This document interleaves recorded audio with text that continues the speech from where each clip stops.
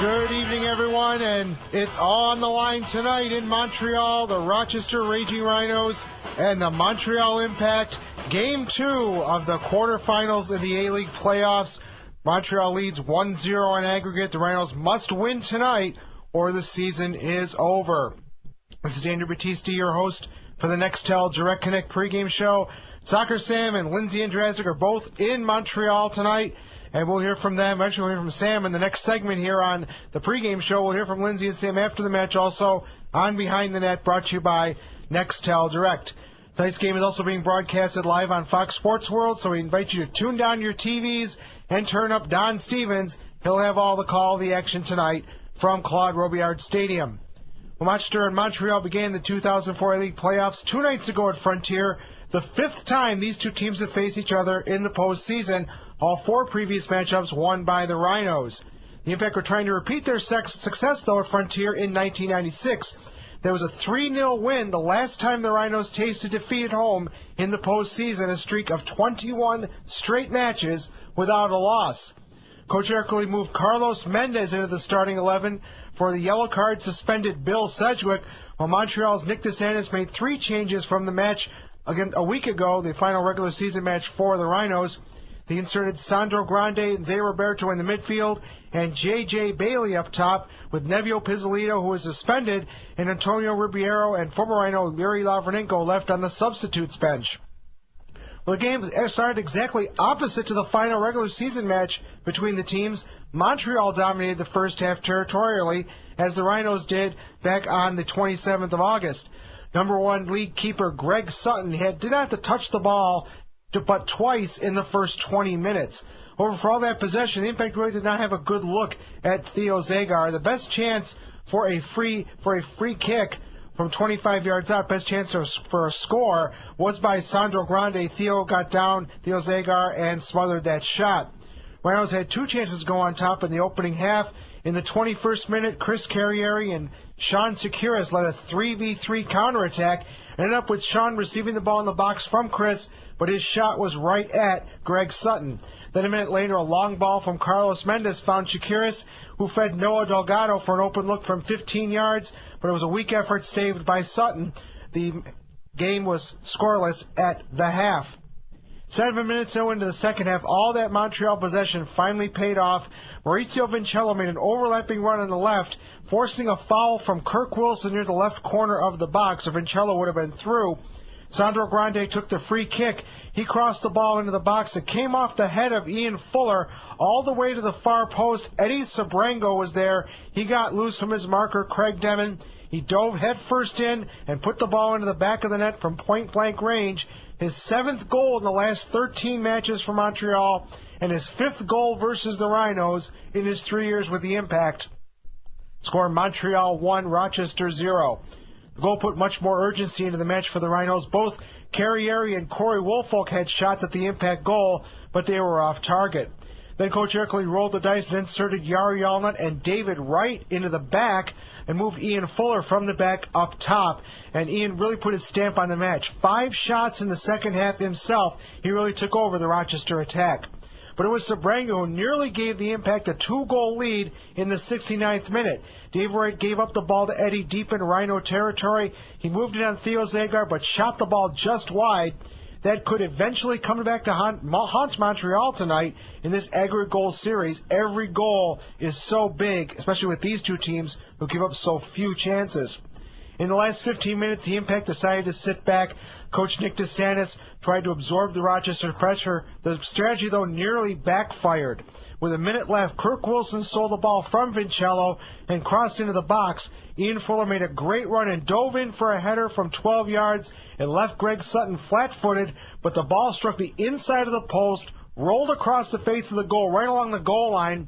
Substitute Ryan Trout raced in on the near post with Sutton scrambling across his goal, but Trout's effort to force the ball over the line was stopped by Sutton while he was sitting on his backside, saving the game for Montreal. The final whistle blew. The Impact took a huge step toward the semifinals with a 1-0 win that ended the 7-year domination of the Rhinos in the playoffs at home. The victory also marked the first time any A-League team had defeated the Rhinos twice in the same season at Frontier. Bergson picked up his 17th shutout of the year for Montreal, and they lead this aggregate series by 1-0. When we come back on the Nextel Direct Connect pregame show, we'll go live to Montreal and talk to Soccer Sam. He'll give us his thoughts on this pregame show. What does he think about tonight's match between the Rhinos and Montreal? We'll hear from Sam next here on the Rhinos Radio Network. There's always something happening at Soccer Sam's Pizza Pasta Cafe, Empire Boulevard in Webster. Wednesdays, come meet your favorite Rhinos player, signing autographs from 5 till 8. Plus, every table of 4 gets 1 free ticket to a future Rhinos game. Sundays, it's half-price pasta. Buy 1 and get the second dinner at half price. Mondays, kids 10 and under eat free. See restaurant for details. And don't forget Soccer Sam's for lunch with delicious pizza slices available from 11 until 3. Soccer Sam's Pizza Pasta Cafe, 2045 Empire Boulevard in Webster. We're in the final moments of the Burger Bowl, and Bill Graves is on the move again. Gimme, Bill Graves! Bill Graves has possession on the 20-yard line. It looks like they want to get the ball to the cheeseburger. At over a quarter pound, he's the perfect choice. B19, G38, hut, fight. The ball is snapped, and it's a handoff to the cheeseburger. There's just no stopping him. He's in the end zone. Another touchdown. Bill Graves really has the world's greatest cheeseburger. Welcome back to the Nextel Direct Connect pregame show. When your phone has a walkie-talkie, you're instantly more productive. No more voicemail and no more phone tag.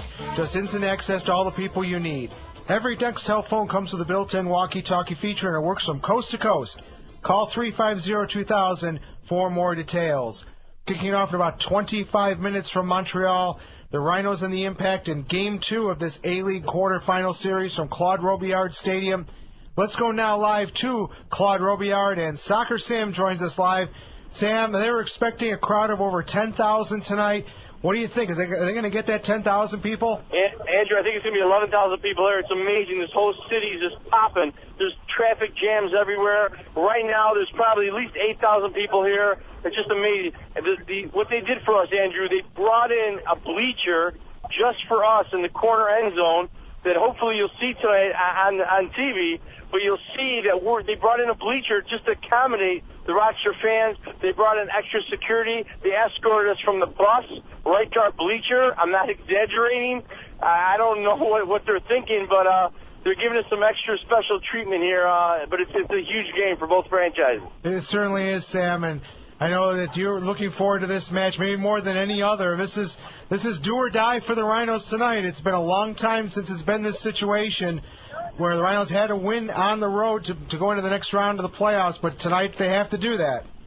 They have to, Andrew. I predicted that they're probably going to play offensive soccer. I'm hoping so. I'm hoping that we just go all-out attack and just go crazy. I'm predicting 2-0. I said it at the end of the other night. We'll see what happens, though, but the guys came off the bus. They look real fired up. They look real focused. And I'll tell you, it was amazing. The Montreal players parked near where our fan bus was. So when the Montreal players were getting out of the cars, our fans, the Stampede, started doing their chants, and they got a little ugly for a little while. The security had to come out and kind of calm our fans down, but it was getting into their heads. So it was some good sportsmanship stuff. Certainly is. And how many Rochester fans do you think are there today? We brought a bus of 50 plus probably another dozen fans that I'm meeting here. They were all going to try to sit together. So there's about 62 to 65 people that I'm aware of. But I see a lot of Rhino jerseys walking around and people with their scarves and their flags. So who knows? There's people from Canada that, for whatever reason, are Rhino fans, too. There's people from Toronto here that are Rhino fans that I ran into. So it's going to be huge. And you probably know that Mike Moran from Spinning Webs is doing the broadcast, his little, chat room thing, Andrew? The thing you almost got arrested on once? That's right. The Rhinos chat room will be open tonight. And I believe he was saying that at Soccer Sam's Pizza Pasta Cafe, where they're showing the game live, they're going to have a wireless internet hookup there. So if people want to bring their laptops and be on the chat room, they can certainly do that. They're doing the best of all three worlds. They're going to have it on TV. They're going to have Don's and yours audio up from the radio stations, and you can get on the chat thing. So it's going to be wild. Andrew, I can't wait to talk to you after the game. I'm hoping, based on what's going on here, which I'll tell you about after the game, I'm hoping it's a big victory for the Rhinos. I'll tell you, they haven't treated us with as much respect as I thought they would, Andrew. I was being sarcastic earlier. They basically are treating us like, there's security all around our bleacher. Guys are, stamping our hands where we can't go anywhere else other than that section. It's pretty amazing. Well, Sam, last thing, what is the weather like? It's beautiful here. Is it beautiful up there? It's a little windy. I mean, the flags are moving pretty good. It's a little windy, bright blue skies, no clouds in the air. It's a beautiful night. It's just it's going to be great, Andrew. Andrew, I got to go. Security's getting me out of here. They must have been told I'm talking about you. Okay, Sam. Thanks for joining us. We'll talk to you Andrew, after the match. If I get around, help me, all right, buddy? Okay, no problem, Sam. I don't want to be in a Montreal jail the rest of my life, please. All right. Thanks, Sam. Thanks. Soccer Sam joining us live from Claude Robillard Stadium in Montreal with his pregame thoughts. When we come back on the Nextel Direct Connect pregame show, we'll tell you about the other quarterfinal matchups going on in the A-League this weekend. One going on currently, a big one down in Cortland with Syracuse and Richmond. We'll give you an update on that match next here on the Rhinos Radio Network. Welcome back to Rochester Raging Rhinos Soccer. Andrew Battisti here in Rhinos Radio Central with the Nextel Direct Connect pregame show. About 20 minutes before we kick it off from Montreal, the Impact and the Rhinos. Game 2 of the quarterfinal series. Aggregate score is 1-0 to Montreal by virtue of that victory on Friday night at Frontier. Don Stevens with the call very shortly here on the Rhinos Radio Network. Well, there are 3 other quarterfinal series also going on in the A-League. On Friday night, third place Syracuse they finished third in the East. The Solid Dogs did their first ever playoff match in Richmond against the Kickers, who finished second in the A-League Eastern Conference. Richmond, though, missing their leading scorer, Macomb Cephas, being called up to the Liberian national team this weekend for World Cup qualifying. Richmond dominated the first half, led 4-1 in shots, but Solid Dogs keeper Byron Foss made 2 key saves on Matt Delicott and Tony Williams to keep the match scoreless at the break.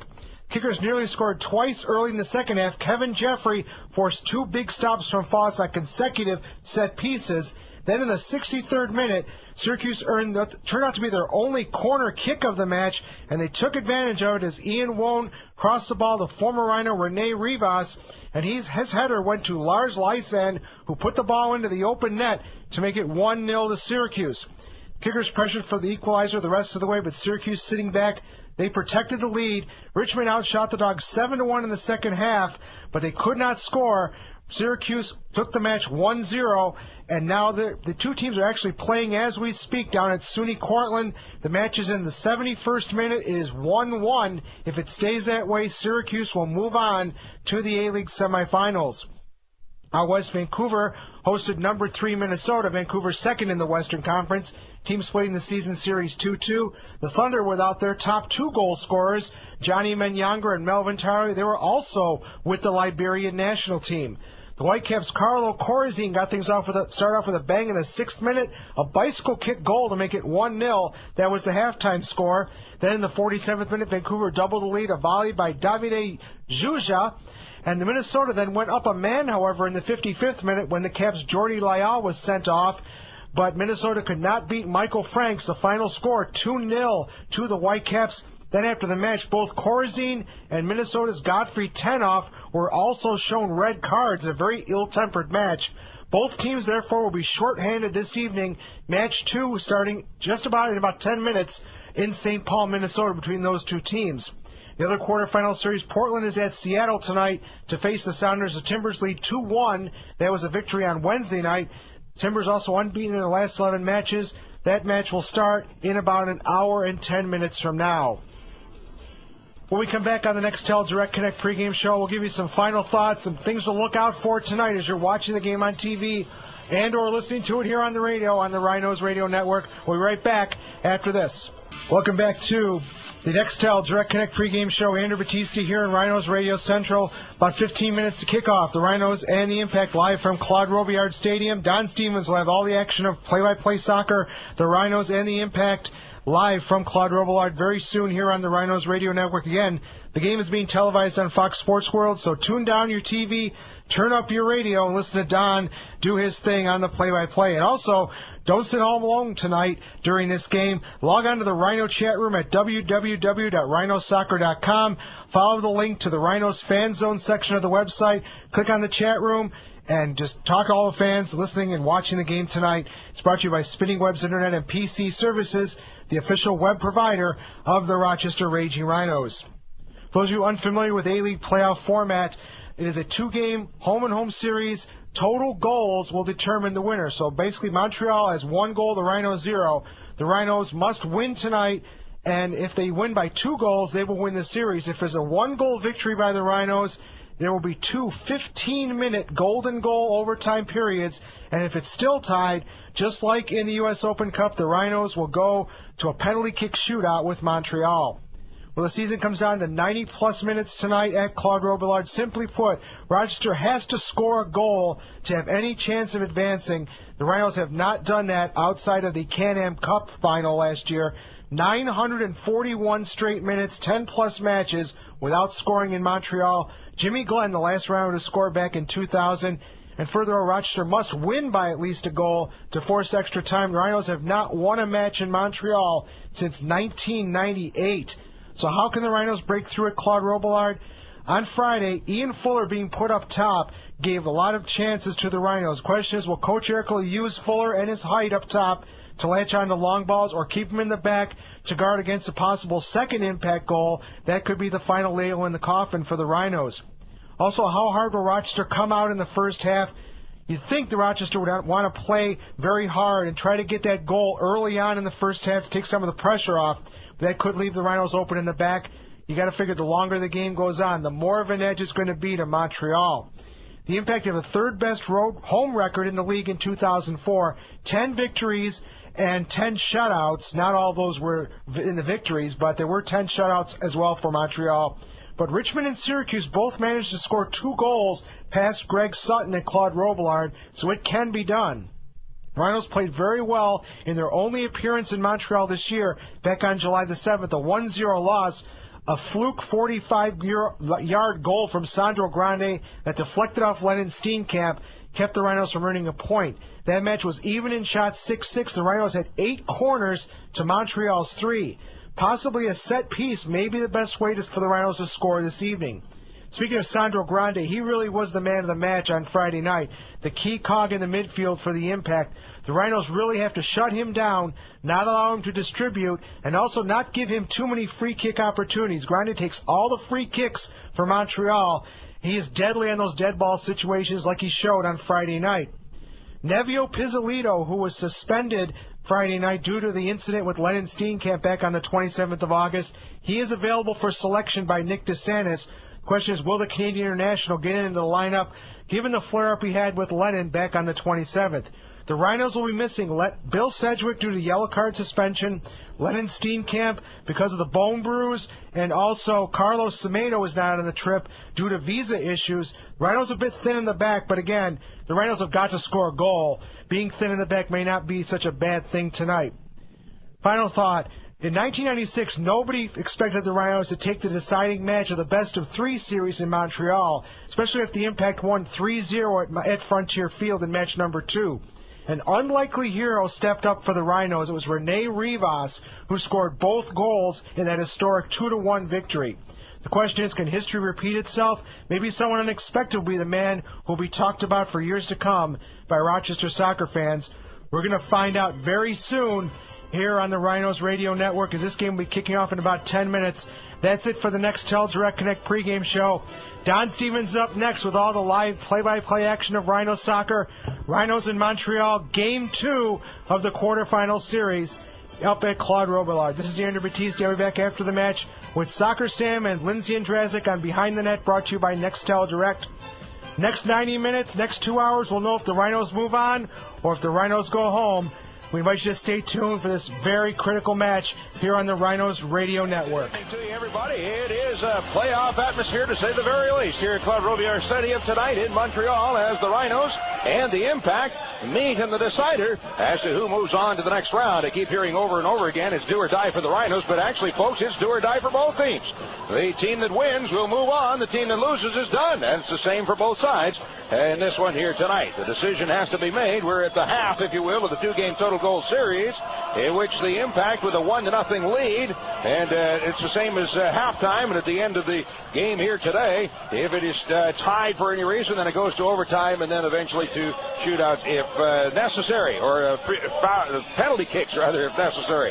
Well, it is a packed house here in Montreal, and they're kicking balls into the stands. They got huge signs around from the fans. They got smoke. They got flags.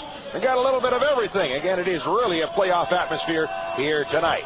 Talking with the coach of the Rhinos about the 1-0 victory for the Impact over the Rhinos last game to take that 1-0 lead in this series. Asked him for his assessment of Game 1. You know, we certainly had more chances than they did. But again, it comes back to scoring goals, and they scored the goal that was needed for them to get up 1-0. But again, there's 90 minutes left in this game, and a 1-goal deficit isn't something that you can overcome. And I think that we have the personnel that can do that. Now, it seemed like, at least to me, that they had maybe the majority of ball control, but you had the majority of chances. Is that accurate, and why? I don't know if they had ball control. I mean, yeah, maybe a little bit more in the midfield, but not that they had a lot of time and space in the midfield. I think part of the reason, too, is they made up the ground between, the long balls that were kicked into our end and the long balls that were kicked into their end. The second ball was being won by them in both ends at times, but not that amounted to any goal situations. I think, if anything that I take from that game, we created a lot of restart situations for them in our third, and it gave them the opportunity to get the goal that they got. The game surprising to you at all? Was it more physical, less physical, anything like that at all? No, I don't think so. I think maybe not as physical as it probably should have been. I think partly due to the fact that the week before it was physical, and the league came down hard on both teams, and so maybe both teams are a little cautious of that. And in turn, maybe the pressure that we needed to apply on them wasn't quite where it needed to be. As they always say, of course, it's a game of inches, as is in so many sports, but certainly had the opportunities, crossbars and everything. Just snake bit in the game again, or what? Yeah, I think we'll have to talk to the groundskeeper to make sure he puts the goal in the right spot next time. It's just unfortunate. It certainly could have been it could have been a 1-1 game, definitely. And their keeper came up big. You got to give them a lot of credit. I mean, he made some big saves on Sean in the first half, on Ian in the second half, on Delgado in the first half. So there were a couple of opportunities that he snuffed out. He's a big keeper, and he covers a lot of space. How does the game change from Game 1 to Game 2? First of all, as far as the field, let's say, home field advantage, how does the game change that way? Well, I think it's a bigger field. It's obviously the same on both sides, so you don't have the infield to contend with like we do at home, and so we'll be able to get into more spaces, and the game will open up a little bit more because of the size of the field. Andrew Coley, the coach of the Raging Rhinos, tonight here at Club Robillard Stadium in Montreal. It's the Rhinos meeting the Impact, and we'll be getting underway very shortly. This is the Raging Rhinos Radio Network. Tonight, here at Club Robillard Stadium in Montreal, it is the Rhinos and the Montreal Impact, and this has not been a very friendly place for the Rhinos over the years. In fact, the Rhinos' last win in Montreal coming back in 1998, a 3-2 shootout win in the playoffs. In fact, the Rhinos haven't scored a goal here in the last 10 games they've played, and that was back to the 23rd of July in the year 2000, a 3-1 loss in that game. So the Rhinos really needing to turn history here tonight, as the Impact did turn history 2 nights ago in Rochester. Before we give you the starting lineup, out of Syracuse tonight, Richmond scores in extra time in stoppage time, and to win the game 2-1. So that evens the series, the two-game total goal series, up at 2 goals apiece. So that's headed to extra time or overtime at the series between Syracuse and Richmond, being played actually in Cortland tonight. So that other series not decided as of yet. The winner of this series plays the winner of that series. Checking now the starting lineups. First of all, for the home team tonight, it'll be Greg Sutton in goal. He comes in with a 1-0 playoff record, a 0.00 goals against average. As in Game 1, he did not give up a goal. Had 16 shutouts in the regular season, and picking up a shutout in the first game of the playoffs. So he picked up where he left off on Friday night. So it is Greg Sutton, the big guy, in goal for the Montreal Impact. through the defensive row. We'll see Nevio Pisolito returning to the lineup tonight after his suspension. A couple of games, well, in essence, one game suspensions we've talked so much about. Gabe Gervais on defense, along with Vincello, and that's Mauricio Vincello, and Anna Braz, and then through the midfield, Sandra Grando, it'll be Z. Roberto, Ab Leduc, and Mauro Bialo. And then up front, Joel Bailey, J.J. Bailey, and Eddie Sabrango will be the forwards for the Impact. For the Rhinos, starting out in goal, Theo Zagar. And he comes into this with a 0-1 playoff record of 1.00 goals against average in game one, giving up 1 goal. So Zagar in goal for the Rhinos. And the defensive row will include Craig Demon, Carlos Mendez, Dave Wright, and John Wilson. Through the midfield, it'll be Pato Aguilera, Noah Delgado, Kirk Wilson, Ian Fuller, and then Chris Carrieri and Doug Miller up front. And we are underway here tonight in Montreal. It is the Rhinos wearing the gold jerseys with black shorts and white socks as John Wilson taken down hard in a tackle and a foul called. And the Impact all black with white trim, and the Rhinos are shooting at the net to my left. It is Greg Sutton in goal to my left, Theo Zagar in goal down to my right, and again we are underway here in Montreal. Flighted long upfield to flick on by Carrieri inside the far end of the box, and sliding in on the ball is Sutton, and his defender Pisolito goes down over top of him. It's up limping a little bit. He's all right. So we're just getting started here tonight in Montreal as Sutton will bring the ball away, dribbles a few times, takes a look downfield. Sutton at 6'6", 210 pounds. He's a big boy. And when he puts those arms up in the air, he's about 7 feet 90. A huge guy. Cross midfield, headed away by Demon, but ball it the other way into Rhino territory. Headed up in the air. It's knotted back by John Wilson to John Wilson from Kirk Wilson. They'll volley it through midfield, checking back for the ball. Miller bounced away and comes out of the near wing, and it rolls out of bounds off of Leduc. Throw in on the near side for the Rhinos. John Wilson to Miller. Drops it back at midfield. Kirk Wilson, but couldn't come away. Bialo takes it for the Impact. As he's challenged from behind, a foul is called, and it'll be a free kick for the Impact just across midfield. Referee for this game, Silviu Petrescu. Linesmen are Yannick Plot and Daniel Boileau. And then the fourth official is Guy Verna. Restart for the Impact. Grundy will drop it to his own side of midfield into the center circle. Back for it is Gervais, and off on the near wing. Take about Pisolito up the right side. Long chip downfield. That one knocked away by Demon, but settled by Bailey. The Impact have it. At the Rhino 25. Pushed to the outside of the left wing and moving up is Vincello. Cross along the 18 in front. Right gets his foot on it. Pop it up in the air. And out through around the 40.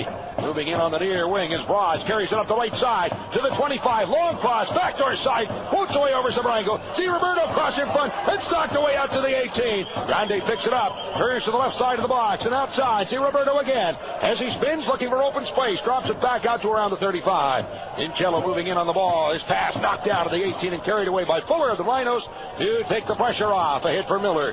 Lays it out for Pato. Checking back for the ball and drops it off to Mendez. On the right wing side, off the foot of Z. Roberto, out of bounds to the far wing. So a throw in for the Rhinos to their own side of midfield, off the right wing side, and that being the far side of the field. Just third minute, no score in the game.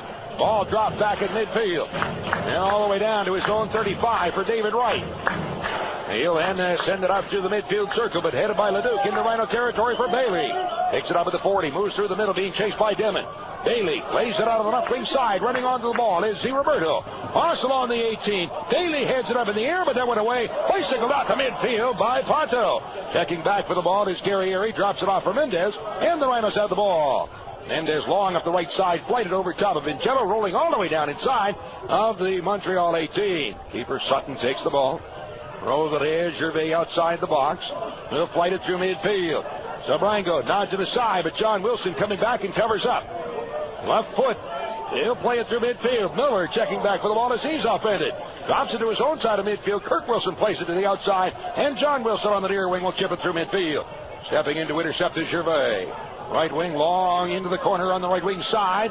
Demon will let it roll as the ball will turn out of bounds. Throw in on the near side of the field for the Rhinos from around their own 15. No score, fourth minute. Here at Claude Robillard Stadium in Montreal. Great crowd on hand tonight. Outstanding to see so many Rochester Rhinos fans, Rhinos jerseys, scarves, everything else in attendance here also. Laid out top and popped in the air out to the center circle, but Vincello stepping up to take it for the impact. Turns it to the outside of the left wing for C. Roberto. On his heels, Mendez. Stumbling going down was Delgado, and the ball is still controlled by the impact. Off of the near wing. Set up the right wing side by Braz. His pass ahead for Mauro Bialo. It's one-on-one as he turns to get away from Fuller, and a pass in the middle taken by C. Roberto. 25 yards out, turned back, drops it all the way up to the 35. Now Grande plays it to the outside on the near wing. Vincello inside the near end of the box, knocked down by Bialo, stubbing in to take it away is Fuller, and the Rhinos come away. Pato off on the left wing side. Kirk Wilson long switches to the right side. That one flighted over top of Vincello, rolling to the sidelines as he is bumped along with Guerrieri, and the ball rolls out of bounds. Throw in for the impact from their own 35 off their left wing side.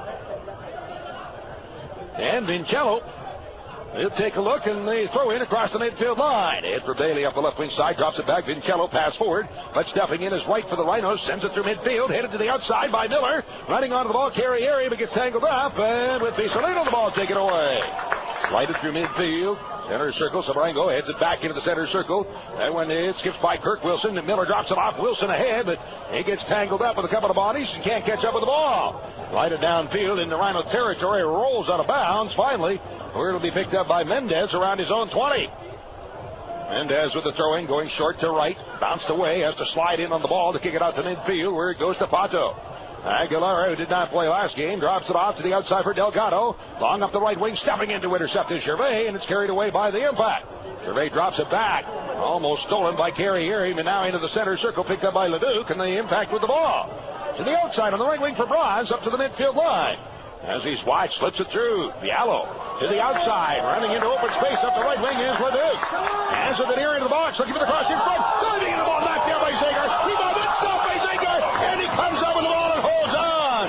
Zagar stopped the first one. He was laying in front, chipped it on goal, I think by Z. Roberto, and it is Zagar to stop that one also.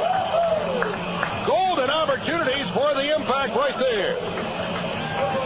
Long ball played downfield by Zagar. Hit by Pisolino, back to the center circle, volleyed forward by Foley. Guerrieri checks back to the ball, drops it off at the midfield line for Kirk Wilson. Drives it forward, turns it to the outside on the left wing. On with it, John Wilson. Pass in the middle, moving in as it's popped in the air off the right foot of Gervais. Coming down just inside the 18. Miller knocks it down, can't play it, and it's pushed to the outside again on the near wing. John Wilson a step over on the ball. Now right puts it down inside the box. And that's played away. Offside flag on the far side of the field is in the air. So the Rhinos, Doug Miller in behind. Offside against the Rhinos. 7th minute, no score here in Montreal. Of course, the Rhinos trailing in the two-game series, 1-0. Syracuse, Richmond have gone to overtime as Richmond came back to score in extra time to knock that one up at 2 goals apiece, sending it to overtime. Well, hopefully we'll get a score on the final of that match. Oh, by Leduc. Out in front, turned along the 35, the Rochester zone, chips it down inside the box, coming to bounces after it, Bailey, as he is taken down, and a ball rolls out over the end line. It'll be a goal kick. Fans wanting a call, but don't get it from Bailey, who got tangled up. Sponsors of these broadcasts include Tire World, located at 2049 Empire Boulevard in Webster. Westmont Apartments, studio, 1- and 2-bedroom apartments and gates. Marina Dodge at 943 Ridge Road in Webster. Auto Depot USA, online at autodepotdirect.com. Goal kick by Zagar through midfield. Flick on by Fuller, but Leduc is there to volley it into Rhino territory. The center circles Marango, taken down by Dimon, as Dimon knocks it away, and Wright then chips it across midfield. Underneath it, Braz on the right wing. He'll play it the other way. That's to my right in Rhino territory. Headed back to Montreal territory to my left and fought it again downfield. Big hop inside the 18 where it's picked up by Zagar. Rhino keeper has the ball. 9th minute, no score for Montreal. Just a gorgeous evening. Beautiful night, perfect temperature, very little wind, a little bit of a breeze, but just enough to keep it a little cool. Cross midfield, drop back. Rhino side of midfield. Mendez long chip up the right wing. No help there. Gervais heads it to the outside, and it's out of bounds. Throw in on the far side of the field for the Rhinos from the Montreal 45. Short throw into Fuller, right back to Mendez at the midfield line for Fuller. Up the right side for Mendez. Pass toward the middle for Pato. Drops it back in the center circle. Stepping up is Demon, and he'll chip it off on the left wing side. Underneath the ball is John Wilson.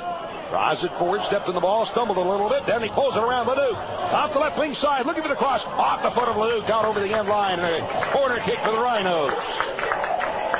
First corner of the match, which will be taken, it looks like, by Pato. Although Carrieri is moving over also. We'll see if they'll try a set piece here. Pato, right-footed kicker, an in-swinging kick. As they look it over, Fuller at the near post, Miller at the back post, and chipped in the air for the backdoor side, moving in. Devin hit ball in, but one hopper. It's out over the end line, and this will create a goal kick for the Impact. 10th minute now from Montreal, and still scoreless between the Rhinos and the Impact. And Sutton will take the kick. What a great season he had.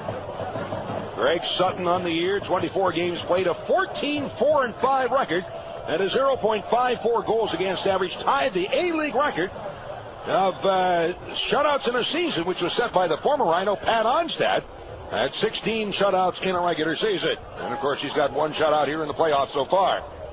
And at the left wing side, and a pass ahead. Kirk Wilson drops it back to the Rhino 35, and John Wilson will chip it through midfield. As Miller is bumped, the ball is headed back to midfield, taken by Leduc.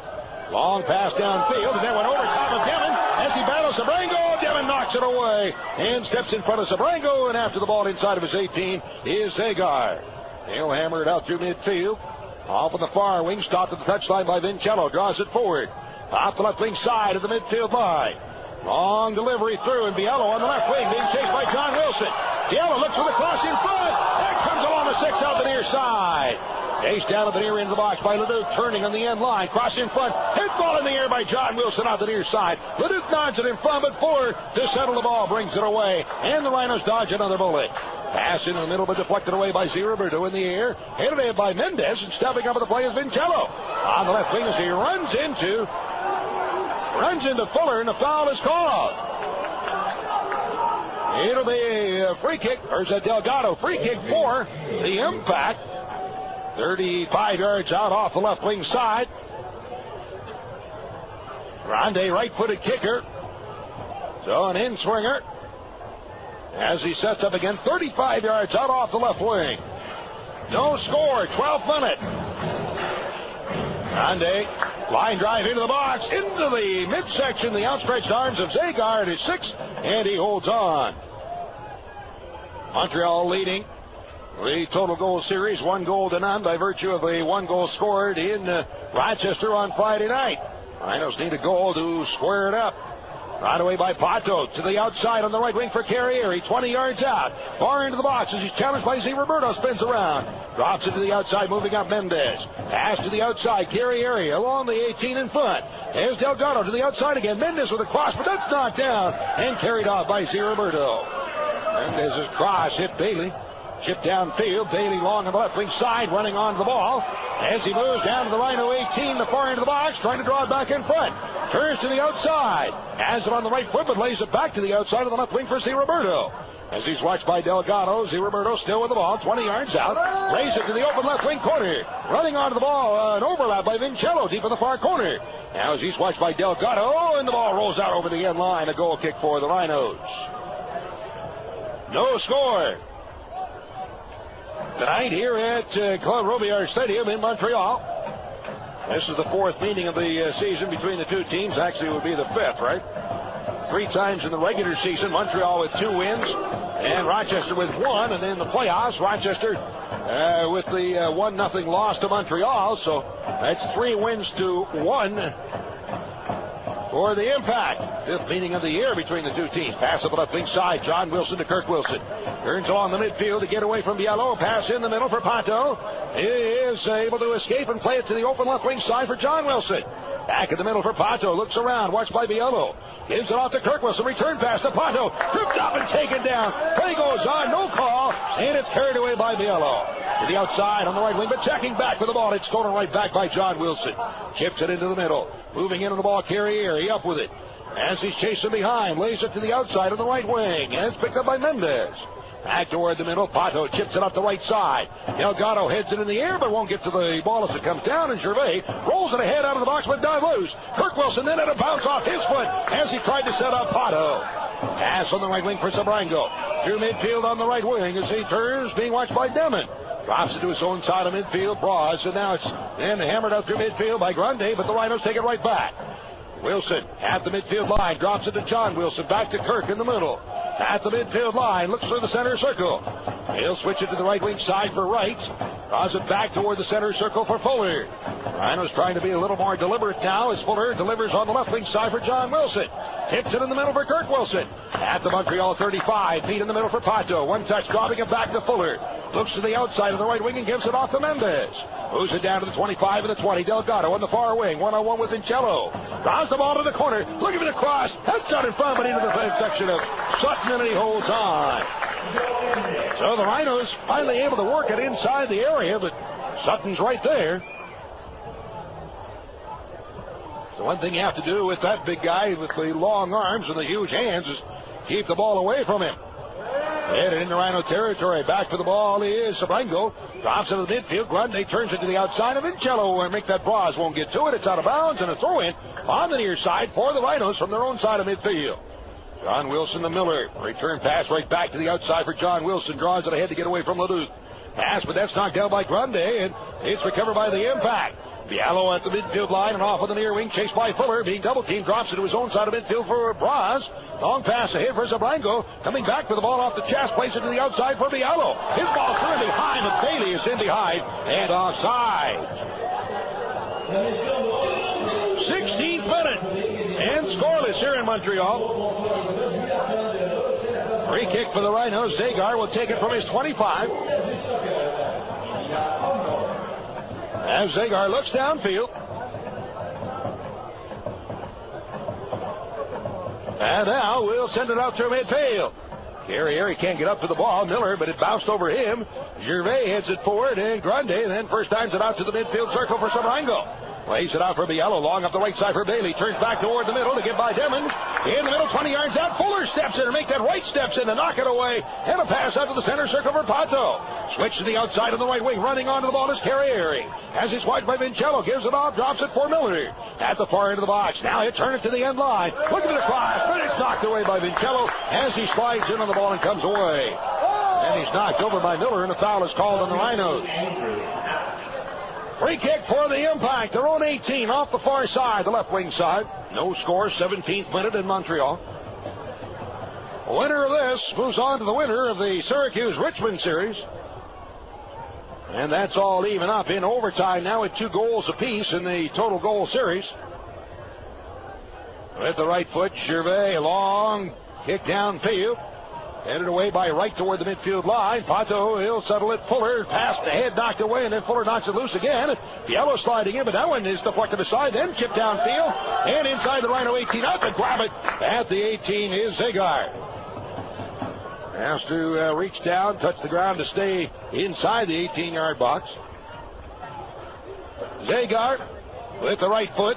High volley kick, floats it downfield all the way to the 30. Pizzolino heads it back into the middle, but stepping in, Pato will tip it to the outside of the right wing for Delgado. Right wing at the 35, turns, looks back toward the middle, slips it ahead inside the far end of the 18. But Gervais there to knock it away, and he plays it forward, but stepping up is Mendez. Rhinos have it back. Pato through inside the 18, moving in Miller, down to the end line, tips it in from, but no help there for the Rhinos. Miller, nice job of not making the ball through, but nobody on the other side for the Rhinos. Ball out to near midfield, blocked ahead, inside the 18, and offside flag is in the air. Well, I don't know. I'll tell you what. It looked like Pizzolino was holding on to Miller from behind, and so Miller could not be offside if that was the case. But anyway, it's offside against the Rhinos. And the ball played through midfield. This time, Bailey called on the offside. I'd have to say the same thing the other way, as Demon certainly looked like he was in behind Bailey. All right, it is turnabout, and now a free kick for the Rhinos. Their own 35, 19th minute, and no score. Damon looks downfield with the left foot. Drives it ahead down to the 20, headed up in the air, and underneath the Grundy, flicks it forward to Bielo. That's knocked loose, but coming away is Roberto. Out to the midfield circle. Long ball downfield, and Bailey's way in behind and offside. That's 5 offsides in the match so far. 3 against the Impact and 2 against the Rhinos. So both teams are going for it, trying to sneak through.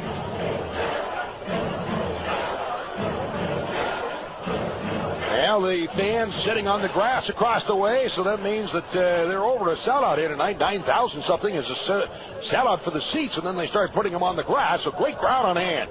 Ball pushed forward, settled by Kirk Wilson, and a foul is called on the impact. And this will be a free kick for the Rhinos, about 25 yards out to the left of center. Ball will be placed by Kirk Wilson. The impact will set a three-man wall right along the 18. That'll be moved back by the referee, Petrescu. Telling him to move back inside the 18. Now they're right along the 18-yard. Now a five-man wall. No score, 20th minute. As the ball placed, moving out, Pato with a shot in, but that's blocked up in the air by Gervais. Coming down at the 6, knocked loose on the end line. Gervais is still down in the field, and the ball is hammered out of bounds on the near side. Whistle will stop play. A direct shot by Pato right into Gervais. Not sure if that hit him in the face area or where, but Pato straight up in the air, and he dropped like a rock to the pitch. The trainer coming out to take a look at Gabe Gervais, the former Rhino, who certainly has been such a key part of this great team here in Montreal. A little trickery by the Rhinos as it was laid right out. Holding the ball, one of the Rhinos holding the ball down between his feet. Another one came in and kicked it out of his hands to Pato, who hammered it through. Everything except for Gervais. Well, sponsors of these podcasts include Caledonia Country Club, open to the public Mondays and Tuesdays. Vision Nissan at 785 Ridge Road in Webster. Clarion Riverside Hotel with 400 rooms, banquet space, and Bennigan's Grill and Tavern. Also brought to you by Total Wireless Now, communication without limitations. So Gervais is down on the pitch. Of course, the more time that is wasted, right now it's to the advantage of the impact. Montreal leading the total goal series 1-0. Actually, Montreal has enough goals to win the series. And Gervais taking his time getting up. He is up now, walking under his own power and being talked to still by the trainer. 22nd minute on the clock here in Montreal.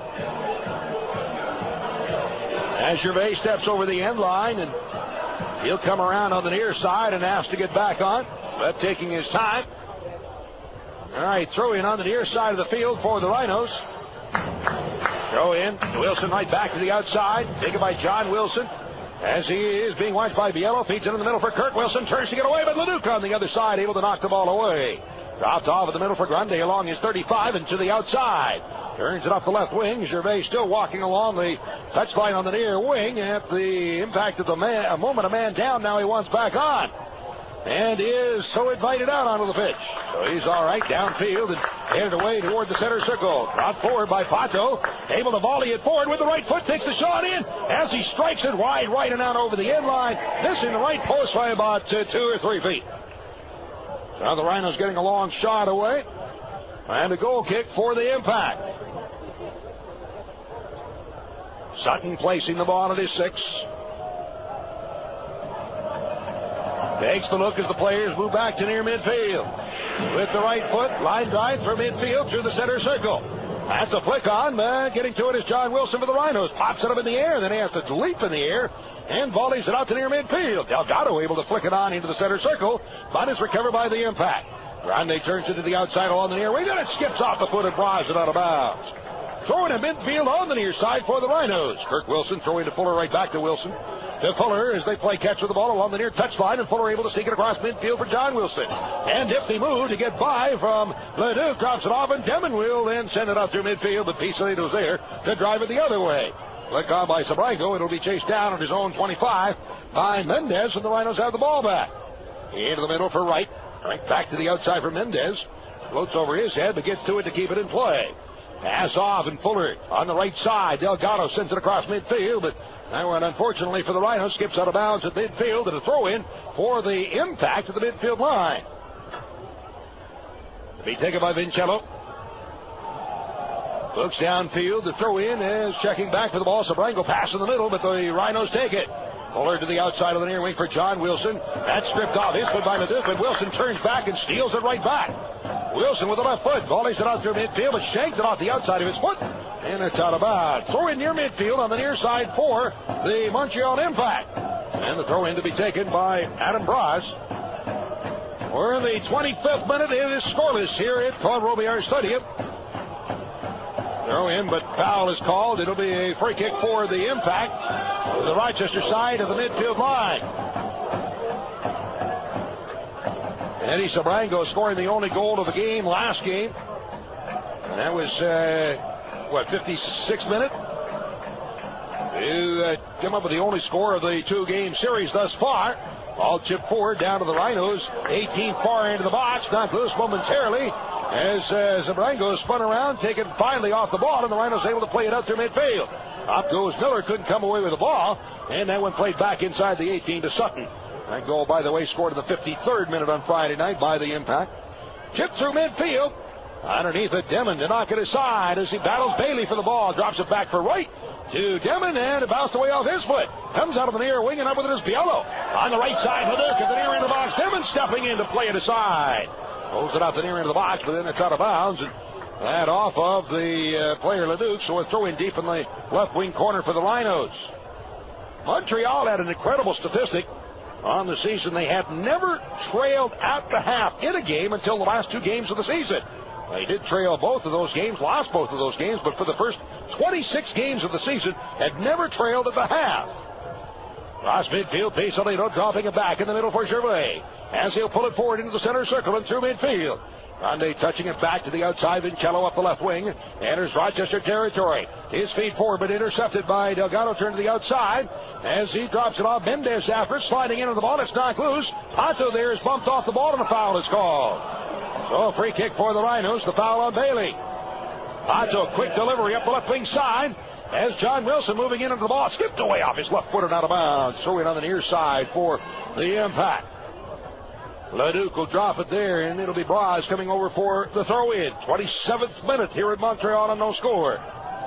Throw in through midfield. Down at the midfield line, Zabrango chips it by Demon, and it's into Rhino territory, but Dave Wright is right there, and now sends it through midfield for Pato. Switch to the outside, but stepping up, Vincello hits it into Rhino territory, and the ball will roll out of bounds to the far side, and a throw-in for the Rhinos from their own 40 off the right wing side. It's Mendez with the throw-in. Back to around his 30. Right long up the left wing side. John Wilson trying to get in underneath it. That one nicked off the head of Braz. Goes to the end line and stepping in. Wilson takes it away. Fakes across, still has the ball. Drops it on top. Kirk Wilson, 20 yards out. In the middle, Pato rolls it inside the 18. And that one knocked down by Gervais. Sends it out top. Knocked loose again, but up with the ball is the Impact. Leduc, long pass downfield. And in behind goes Wright to get to it. With the foot, chips it in the air out of the near side of midfield. In underneath it, Fuller knocks it away, drops it back to his 35, Mendez. He'll draw it off on the right wing side now across midfield for Noah Delgado. Turns toward the middle, nifty move to get by C. Roberto. Delgado cross along the 18, Miller in, and that one knocked away up the far end of the box. Taken again by Vincello. Left wing side, knocked away momentarily by Delgado, but rolls out of bounds. So in, off the left wing side for the Impact from their own 20. 28th minute and no score here in Montreal. Cross midfield, checking back for the ball. Z. Roberto drops it to his 18, and there is Pisolino to send it out to midfield. At the midfield line, Zabrango stepping up. Center circle and off on the right side for Leduc. As he's watched by Kirk Wilson, trying to draw it forward, turn to the outside again. Leduc drops it back at midfield for Braz. Pass in the middle, and after it goes Biello. He'll drop it at midfield for Grande. To the outside on the near wing again. Up the right wing for Braz. And a pass toward the middle for Sabrango. Draws it off at the near side. Then ran into Demon. And the ball rolls loose and out of bounds. Throw in on the near side for the Rhinos. John Wilson. Fuller right back to Wilson. Now he'll volley it out to the center circle. Erie back for the ball. It's knocked down. But played by and controlled by the Impact. Through midfield. Bailey after it. Gets tied up. Center circle. But Bailey comes away. Pass through ball to Biello, moving in. It's off his foot, won't catch up to it as the ball rolls to the end line. Stopped on the end line by Zagar. Nice through ball, but Biello couldn't quite get to it. Out ahead by the Rhinos. Moving out Right, feeds it to the outside along the left wing for John Wilson. His pass up the wing for Kirk Wilson. Drops it back in the middle for Demon. Looks around and feeds to the outside of the right wing for Carlos Mendez. On the right wing side, works the 35 and out to midfield. Pato, one touch, dropping it back in the middle for Fuller. Switches to the outside on the near wing for John Wilson. Settles the ball to feet, pass to midfield for Kirk Wilson. Drops it back on the near side again for John Wilson and through midfield. Pass into the foot of Pato, drops it off. Miller chips it ahead of the return pass, knocked away, but Miller steals again. In the middle, Carrieri, give it, go to Miller, but knocked away and out top. Carrieri pulls it down 30 yards out. Turns to the left, to the outside for Pato. Looks, rolls it out top in the middle for Fuller. As he's chased by Sabrango, lays it to the outside on the right wing, Delgado. One touch, dropping it off for Mendez. Now has it 35 yards out. Takes a look toward the middle. He'll drop it back in the center circle of midfield line for Demon. Turns it up the left wing. Ahead again for John Wilson. Pass in the middle for Ian Fuller. 35, now to Carrieri. Turn, tried to spin in behind. Ball knocked away. And Grande pops it up in the air for Biello. And it's brought away by the impact. On the near wing and across midfield to Bailey. Right wing side as he's chased. But turns toward the middle. Again along the 35 in the middle. Chips it through. But in behind is Sabrango. And offside. Fourth offside of the match against the Impact. 31st minute from Montreal. No score. Zagar placing the ball at his 20. Gorgeous night here in Montreal. Standing room only crowd. You have fans sitting on the grass on one side of the field. They don't have fans in the grass on one end of the field like they had one other time we were here. But an excellent crowd on hand tonight. Ball flighted downfield and Fuller up the back of Leduc, and a foul is called. A free kick for the Impact from their own 35. Winner of this series will take on the winner of the Syracuse-Richmond series, which at last word was in overtime. Richmond and Syracuse tonight. Richmond scored in extra time for a 2-1 win in Game 2, and that even the total goal two-game series up at 2 goals each. Sending it to overtime. The ball through. Inside. The shot in. They score. Oh, man. Eddie Sabrango got a shot away. Just inside on the left wing side. Stuck it by the left arm of Zagar. Now the task really gets tough as Montreal has taken a 2-0 lead in this series.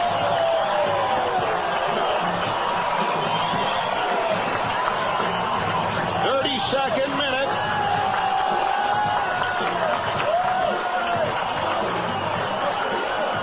As Sabrango scores his second goal of the playoffs. So now it's 2-0 in favor of Montreal.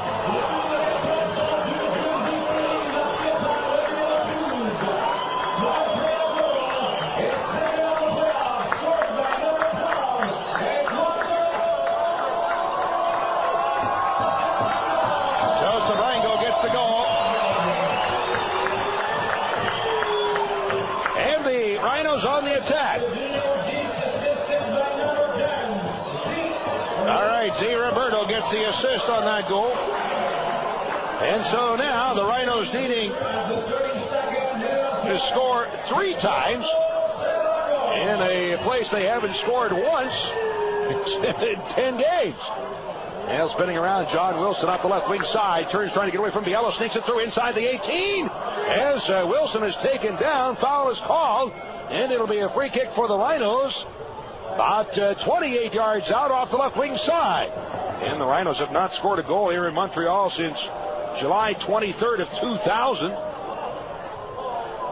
That's 10 games, so now they need to score 2 to get into the series and 1 to win it.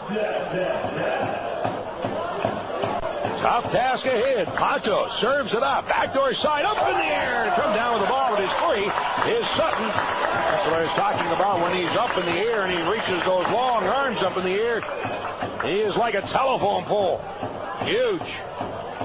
All flighted out through midfield, off of the near wing. John Wilson heads it back across the midfield line. That is pushed out on the near side as Bailey and Wilson tangle up, and a foul is called on the Rhinos. Restart by Grande up the near wing as Biello taken down on a tackle by John Wilson, and a yellow card is issued to Wilson. Biello down on the field as he's tackled from behind. So John Wilson draws the yellow card here in the 34th minute.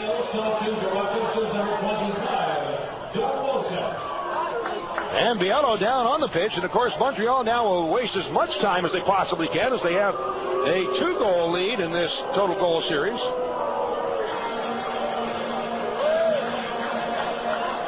All right, 35th minute, 1-0 in this game. The Montreal Impact having scored in the 32nd minute. Sponsors of these broadcasts include Harrow East Athletic Club on the web at harroweast.com. Golden Memories, the bus company the Rhinos use. World Gym, official strength training facility of the Rochester Sports Group. And also by Nextel, sponsor of the Nextel Direct Connect call-in show following each game. Oh, that's not Biello, that's Leduc, rather. Leduc is off the pitch. Seems to be all right. Now it's served up in front of the 20 for Biello. Turned to the outside.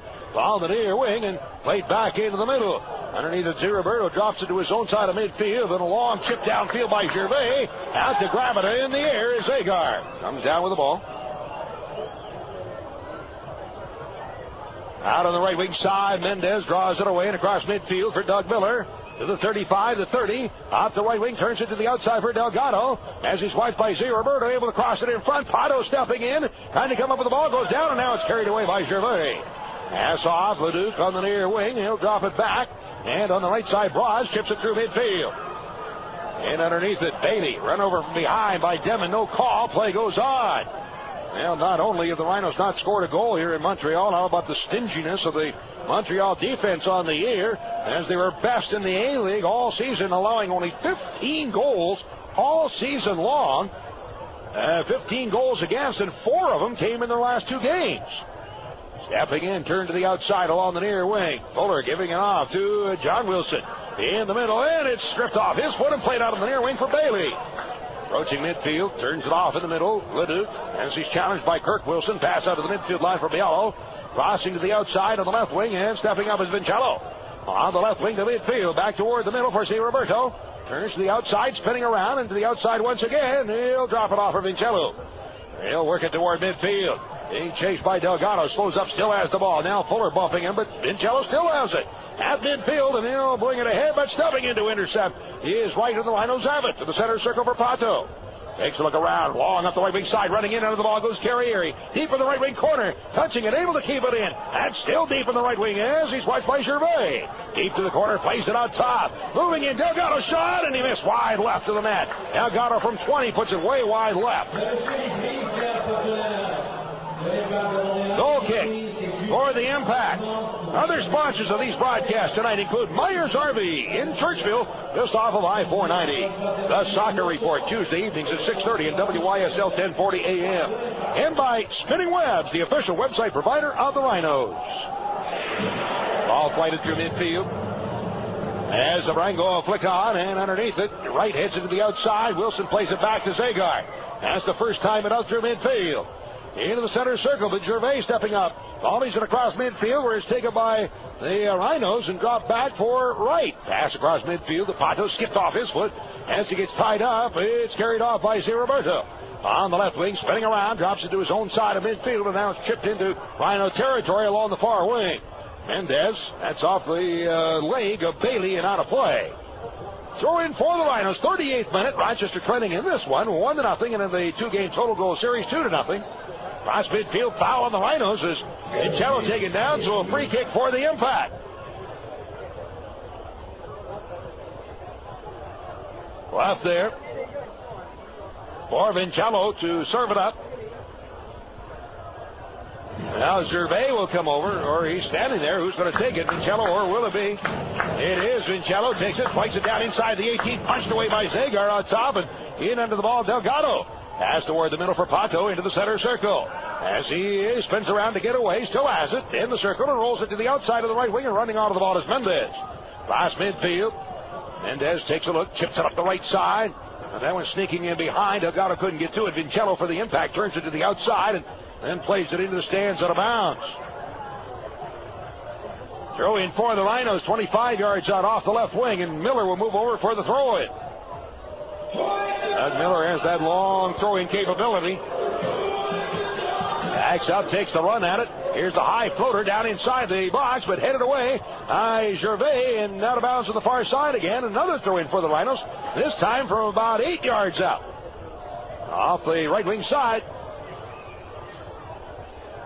Now the 40th minute. Miller's throw in.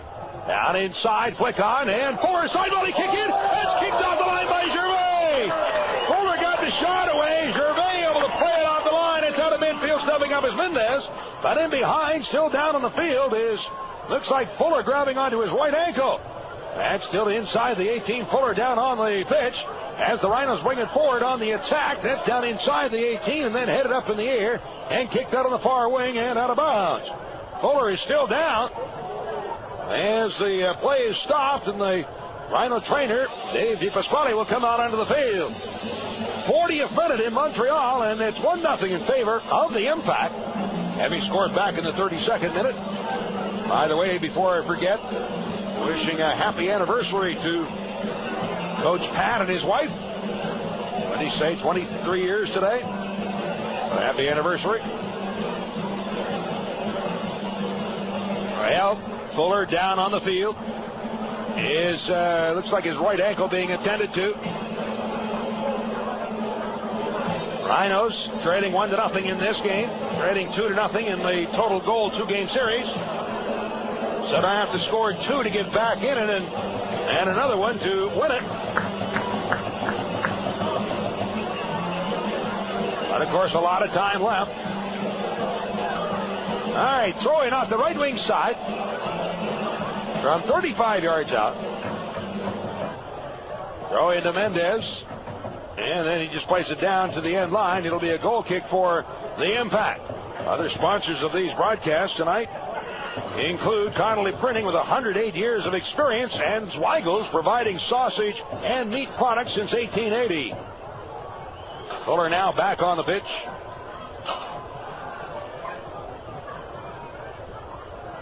As the ball now is flighted through midfield. And underneath it, Bailey drops it back at the midfield line. Pato up with it. But it's blocked away off of him, and Bailey is called at the foul, so a restart for the Rhinos. Pato ahead for Miller to the outside. It's over the foot of Mendez, out of bounds, and the Rhinos couldn't keep it in play. 42nd minute. And the Impact with one here tonight. 1-0 lead in this game, and now a 2-0 lead in the total goal series. Cross midfield, turn to the outside. Dropped off, and the ball rolls out once again. So another throw in for the Impact to be taken by Vincello just across the midfield line. Throw into Bailey as he's double teamed, and the Rhinos take the ball away. Delgado to the center circle for Kirk Wilson. To the outside of the near wing. Moving up on the ball is John Wilson, the left wing side. Sends a roller across midfield. Miller couldn't come up with it. Grundy to the outside as he's bumped from behind by Kirk Wilson. They do a little pushing at each other. Referee to step in between as now he gets a shove by Leduc. Zabrango comes over, pushes past Kirk Wilson on the head, and they have a Montreal player on the far side of the field down on the surface, and the referee pointing to the trainer saying, "Hey, look over there." All right, so a little pushing and shoving as the referee has a few words for Kirk Wilson. No plastic appearing. And the referee now will move across field to take a look at Bailey and see how he is. 43rd minute. And it is 1-0 in favor of Montreal here tonight, and 2-0 in the total goal series. All right, so Bailey steps off on the far side, and they'll get the restart on this game.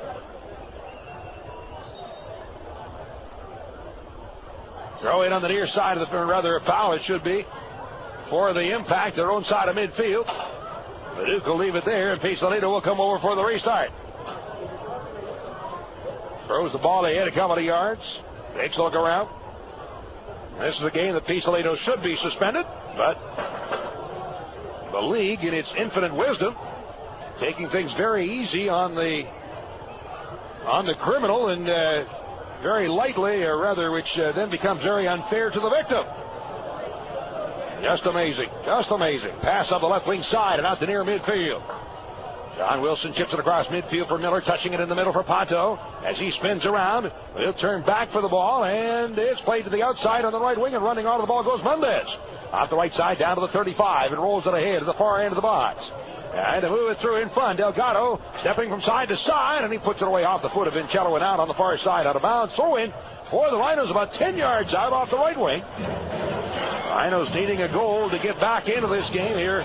Pretty soon I would have to figure. This is the 45th minute, a 1-0 lead for the Impact. Stoppage time should be. Fuller with a flick on in front. Backdoor side carrier. Hit ball in and up in the air to pull it off the crossbar is Sutton.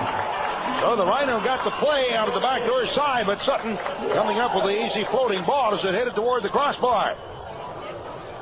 Sutton with the right foot drives it out through midfield. Bailey checking back, knocks it down, spins back at the midfield line and into the center circle. Kirk Wilson up with it. Long delivery downfield. Carrieri trying to get in underneath it, and up with the ball. That is 18 is the keeper, Sutton. Dribbles the ball a couple of times. With the right foot. Drives it out through midfield. Into Rhino territory. Demon will then head it back to midfield. 3 minutes of stoppage time. 3 minutes of additional time here in the first half as the clock now stops at 45. Miller up the left wing to Kirk Wilson. Turns back, return pass to Miller inside the box. Goes down. Inside the 18, ball rolling to the end line. Wilson is blocked and it rolls out over the end line. And this is a goal kick for the Impact. So Sutton placing the ball at his 6.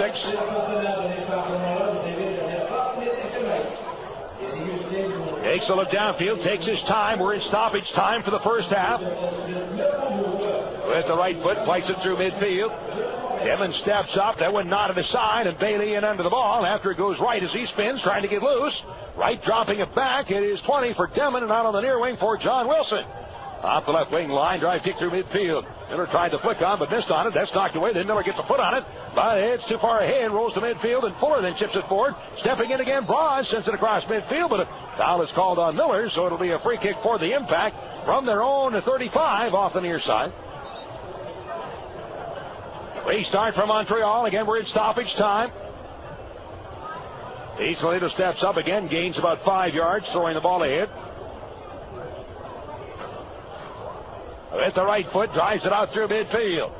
Headed away by Wright, out on the near wing, and Kirk Wilson in underneath it at midfield. Ball is at forward to Pato, turning back for the ball.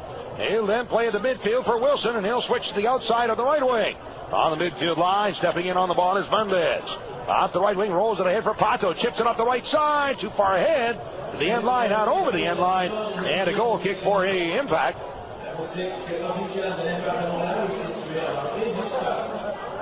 Sutton will place the ball. Stoppage time for the first half. Montreal leading 1-0 tonight, plus 1-0 from game 1. Ball sent out through midfield by Sutton. The floater coming down at the 35, headed back across the midfield line. Ball into Rhino territory again out of the near side and blocked away, and it's then chipped across midfield by Wilson. Rolls out of bounds to the near side and out. Throw in for the Impact from their own 35 on the near side. Taken by Braz. Throws it across midfield. In under the ball is Demon. Foul is called as Sabrango pushing on John Wilson. The Rhinos have a restart to the midfield line. John Wilson looks downfield. Demon moving deep into the offensive zone. Now inside the 18. The Rhinos trying to get some size in. And out to grab it in the air is Sutton at his 15. Comes down with the ball, and the Rhinos unable to get a play away. Nearing the end of stoppage time for the half. Half volley kick by Sutton downfield, and there's the whistle to end the first half of play. So Montreal scores 1 in the first half to add to their lead in this 2-game total goal series. In this game, the Impact leading 1-0. In the 2-game total goal series, it is Montreal leading 2-0. So it'll be a very huge second half the Rhinos need coming up here shortly. Again at the half, a 1-0 lead for the Impact. This is the Life Stadium here in Montreal. It is the first round of the playoffs, the quarterfinals between the Rhinos and the Montreal Impact. As we check now on the Marina Dodge first half statistics. The first half stats brought to you by Marina Dodge. I don't have an official sheet yet, so unofficial stats. 1 goal scored in the first half, and the 32nd minute was by Eddie Zabrango. That, for Zabrango, is the second goal of the playoffs. He scored the only goal in Game 1 and scores the only goal here in Game 2 so far. So Zabrango with his second goal of the playoffs, assisted by Z. Roberto. That in the 32nd minute, and Montreal taking a 1-0 lead tonight, and then taking a 2-0 lead in the 2-game total goal series. So that's the only scoring tonight, the 1 goal in the 32nd minute. Unofficial shots, I had 5 for the Rhinos, 4 for Montreal. And again, unofficially 5-4 shots in favor of the Rhinos. Corner kicks, Rochester had 1 and Montreal none. Offsides, the Impact 4 and the Rhinos 2. In a goal for the Rhinos, Theo Zagar gives up a goal tonight, now 2 goals in the playoffs. And Greg Sutton is looking for his second shutout of the playoffs here tonight, as he had a shutout in Game 1, so has not given up a goal yet in the playoffs this season. So there is your Marina Dodge first half statistics. And, of course, the only one that counts for anything is the score. And that Montreal leading 1 goal to none tonight, 2 goals to none in the total goal series. In the other game, by the way, Syracuse, we went into penalty kicks, and Syracuse wins on PKs 5-4. So wins the series 3-2. It was tied at 2 going into penalty kicks, and then Syracuse with 5, and the Richmond Kickers with 4. So such a close game there.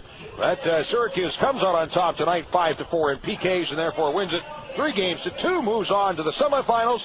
So the winner of this series will meet the Syracuse Salty Dogs. Congratulations to Syracuse on their victory here tonight.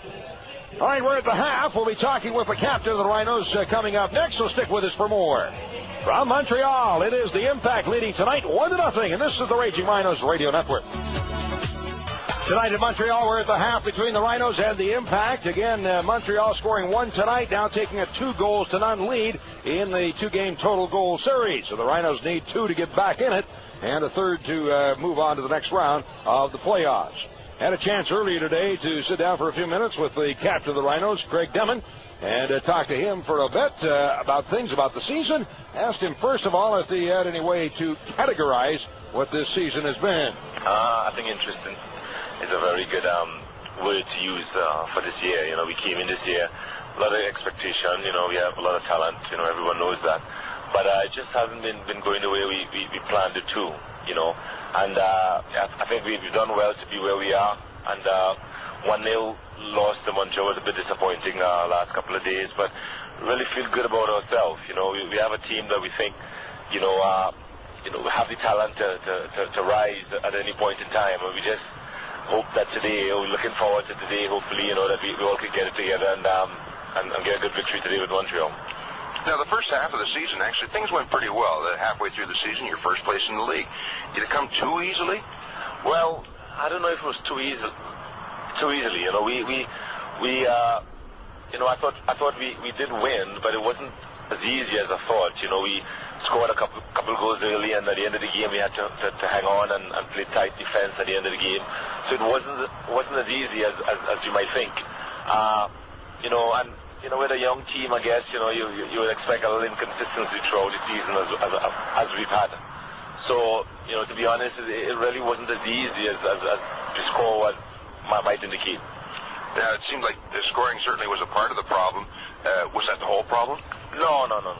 We scoring, yes, defensively, we've held tight at sometimes, and then sometimes we give up some easy goal. But, scoring, yeah, we could have done a better job scoring, but just inconsistency, I guess, finding the right match, finding the right fix with players, and getting the job done. It's just a bunch of things. You really can't put your finger on one thing. Over the years, it seems like the team has either been one that couldn't score enough goals or one that wasn't strong enough defensively. But this one seems to be a little bit of both. A little bit of both. We have the frustrating thing about it is that we have the players who can put it behind and who can defend. But it just hasn't been, as consistent as we wanted to. Great teams play well, attack and defend consistently with a level of consistency, and we just haven't been able to do it so far.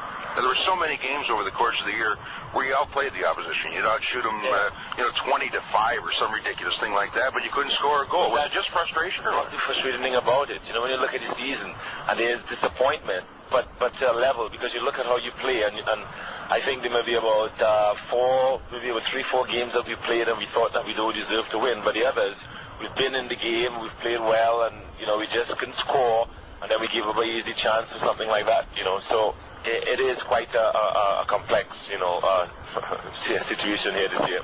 I guess if there was a highlight of the season, at least from my point of view, it might be the last 2 games of the season. Would you agree? Right. The last 2-3 games we lost to Montreal. Yeah, the last regular season 2 games, I think, is the highlight of the season, where we all played with a sense of I wouldn't say desperation, a sense of urgency, and we knew that if we didn't win, we were out of the playoff. And I think guys, we've done well when everything's on the line. So hopefully today's game too, we expect to see. Yeah, I guess probably that determination or whatever needs to be what you have to capture for tonight. We do, definitely. We have again a young team. We got some veteran players, and I think sometimes all we need is a situation that we have to, and brings out the best in us. Tonight is do or die. All right, Craig Demon, the captain of the Raging Rhinos. The Rhinos are trailing in this game 1-0 in the 2-game total goal series. Now 2-0, so the Rhinos need to get it going here in the second half, which is coming up shortly. And we'll have more for you in just a moment from Club Robillard Stadium here in Montreal. Again at the half, 1-0 lead for the Impact. This is the Raging Rhinos Radio Network. In Montreal, I'm Don Stevens with you. Glad to have you along tonight.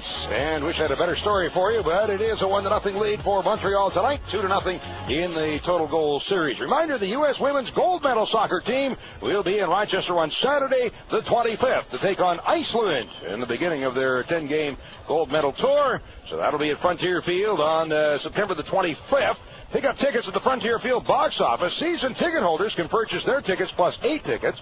Non-season ticket holders can put down a $50 non-refundable deposit for season tickets for the 2005 season and then purchase 6 tickets. Or tickets will go on sale to the general public on September the 11th, and this will include the unsold season ticket holders' seats. So again, tickets go on sale to the general public on September the 11th. Should be a great affair. Hope you're all out at Frontier Field on the night of September the 25th. Coming up shortly from Montreal, half number 2, the Rhinos needing 2 goals, trailing tonight 1-0. This is the Raging the second half tonight at Montreal. One change for the Rhinos. Ryan Trout is in, and Carlos Mendez is out. Looks like the Rhinos have gone to 3 defenders as they'll apply as much pressure as possible. Long ball flighted in and high over top of the net by the Rhinos. Rochester now shooting at the net to my right here in the second half, and Theo Zagar in goal down to my left. So again, Ryan Trout is in and Carlos Mendez is out. The Rhinos will go with 3 defenders as they'll push up as much as possible. Looks like they're going with a 3-5-2 at the moment. And the ball now flighted through midfield by Sutton. He sends the line drive kick all the way down to the Rhino 35. Hits the hand of Leduc. Handball. Whistle stops play. Restart for the Rhinos. Pass up the left wing side carry area of midfield. Pato to the outside. Drops it off. Chip through midfield, but out of bounds to the far side by Delgado. Throw in for the Impact from their own 35 off the right wing. As we're in the second half of play, official stats had the Rhinos out shooting Montreal 6-3 in that first half of play. Fouls, the Rhinos had 10 and Montreal had 7. Offsides, Montreal 3, Rochester 2. Corners, 1 for Rochester, none for Montreal. And 1 yellow card for each. Sabrango had the yellow for the Impact for that celebration, scoring the goal in the 32nd minute. And the Rhinos have the ball. Fuller at the center circle. Drives it out toward the midfield line. He'll go long up the right side. Blocked back by Miller as he gets tied up along with Grande, and they go down, and the foul is called on Grande. Free kick for the Rhinos. 35 yards out. Rhinos obviously desperate now to score not only 1 but 2 goals. Well, they haven't scored a goal here in the last 10 and a half games now. It is Pato to serve it up with the right foot. Low to the 18. Pushed up in the air, and underneath it, Benjervais hits it in the air, and it's then headed out of the box on the near side. Shot by Carrieri is knocked down. Lays it on top for Pato. Has it 35 yards out of the middle, and rolls it back to the midfield circle for John Wilson. Chips it ahead down. Inside the 18. Out to grab it on the fly is Sutton, who comes down with the ball hour in the 48th minute. Impact leading 1-0. A pass at the right wing side. It's dropped back in the middle. It's stolen away by the Rhinos. Turned ahead. Miller drops it back at the midfield line. Fuller to the outside. However, that's intercepted and brought away and chipped downfield by Biello of the Impact. Turning to the outside. Gets away from Wilson and out of bounds. Throw in for the Impact at the Rochester 18 on the far side of the field. As they are shooting at the net to my left. Here in the second half of play. Throw it. It'll be taken by Ledoux. Pass into the far end of the box for Zabrango, who has scored both goals in the series thus far. To the outside for Ledoux. Looks for the cross, but that's out over the end line. And now a corner to be taken by the Impact. Corner kick off the right wing side. It's the first corner of the match for Montreal. And it looks like they'll bring up Pisolito into the mix. Get a little more height into the box, and here's a low service into the box. Skipping through on top. Pisolito shanked it off the outside of his foot and over the end line. Pisolito had the shot from 15 yards out, but shanked it off the outside of his right foot. So a goal kick for the Rhinos. We're just getting underway in the second half, 49th minute. And it is a 1-0 lead tonight for Montreal and a 2-0 lead in the series. In case you missed it, Syracuse defeating Richmond in the penalty kicks, 5 penalty kicks to 4. So they win the series 3-2. Out of midfield, and Syracuse moves on now to the semifinals. They'll take on the winner of this one. To his own side of midfield. David Wright approaching the midfield circle. Rolls it to the outside on the left wing for Wilson. John Wilson bringing it forward. Near midfield. Pass ahead. Stepping back. Forward goes Miller. Drops it off on the outside. That's chipped down in front along the 18, but stepping in as Vincello heads it all the way out to near midfield. Zabrango pops it up in the air, and underneath it, that's headed forward by Wilson, but knocked loose, and Wilson now takes it again. Center circle for Fuller. Drops it off for Kirk Wilson. He'll play it back to John Wilson. Zones out of midfield. In the center circle for Fuller. Looks around. Switching to the outside on the right wing for Demon, who moves up on the ball on the near wing. Chips it ahead for Carriere, but flighted over him. Knocked away back to near midfield. Fuller in a collision with Biello, and the foul is called on Ian Fuller. Free kick for the Impact from their own 35. Biello takes his time getting up. 50th minute.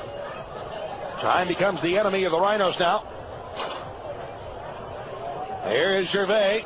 At the right foot, drives it down into and out the far end of the 18, headed in the air by Wilson, moving in to help out his right, and now John Wilson with a right foot high volley kick coming down toward the center circle. That's booted ahead by Grundy, but to the outside and nodded forward. The Rhinos take it. Off the left wing side, carried across midfield. Sneaking through, Delgado up the left wing, carries it all the way down to the 20, looking toward the middle, pushing to the end line. It's knocked out of bounds by Braz, and a throw-in off the far side for the Rhinos from, it looks like about 15 yards out. Throw-in to be taken by Miller.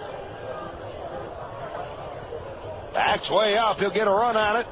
Try for the long throw-in. And here it comes into the box, but headed away and out. Off the chest of Zabrango, plays it out on the near wing for Bailey. Out the left wing side, Wright stepping in, and a collision there as they go flying, and a yellow card is issued to Dave Wright, and Bailey rolling over will stay down on the ground. Of course he will. So David Wright picks up the yellow, and the caution here in the 51st minute.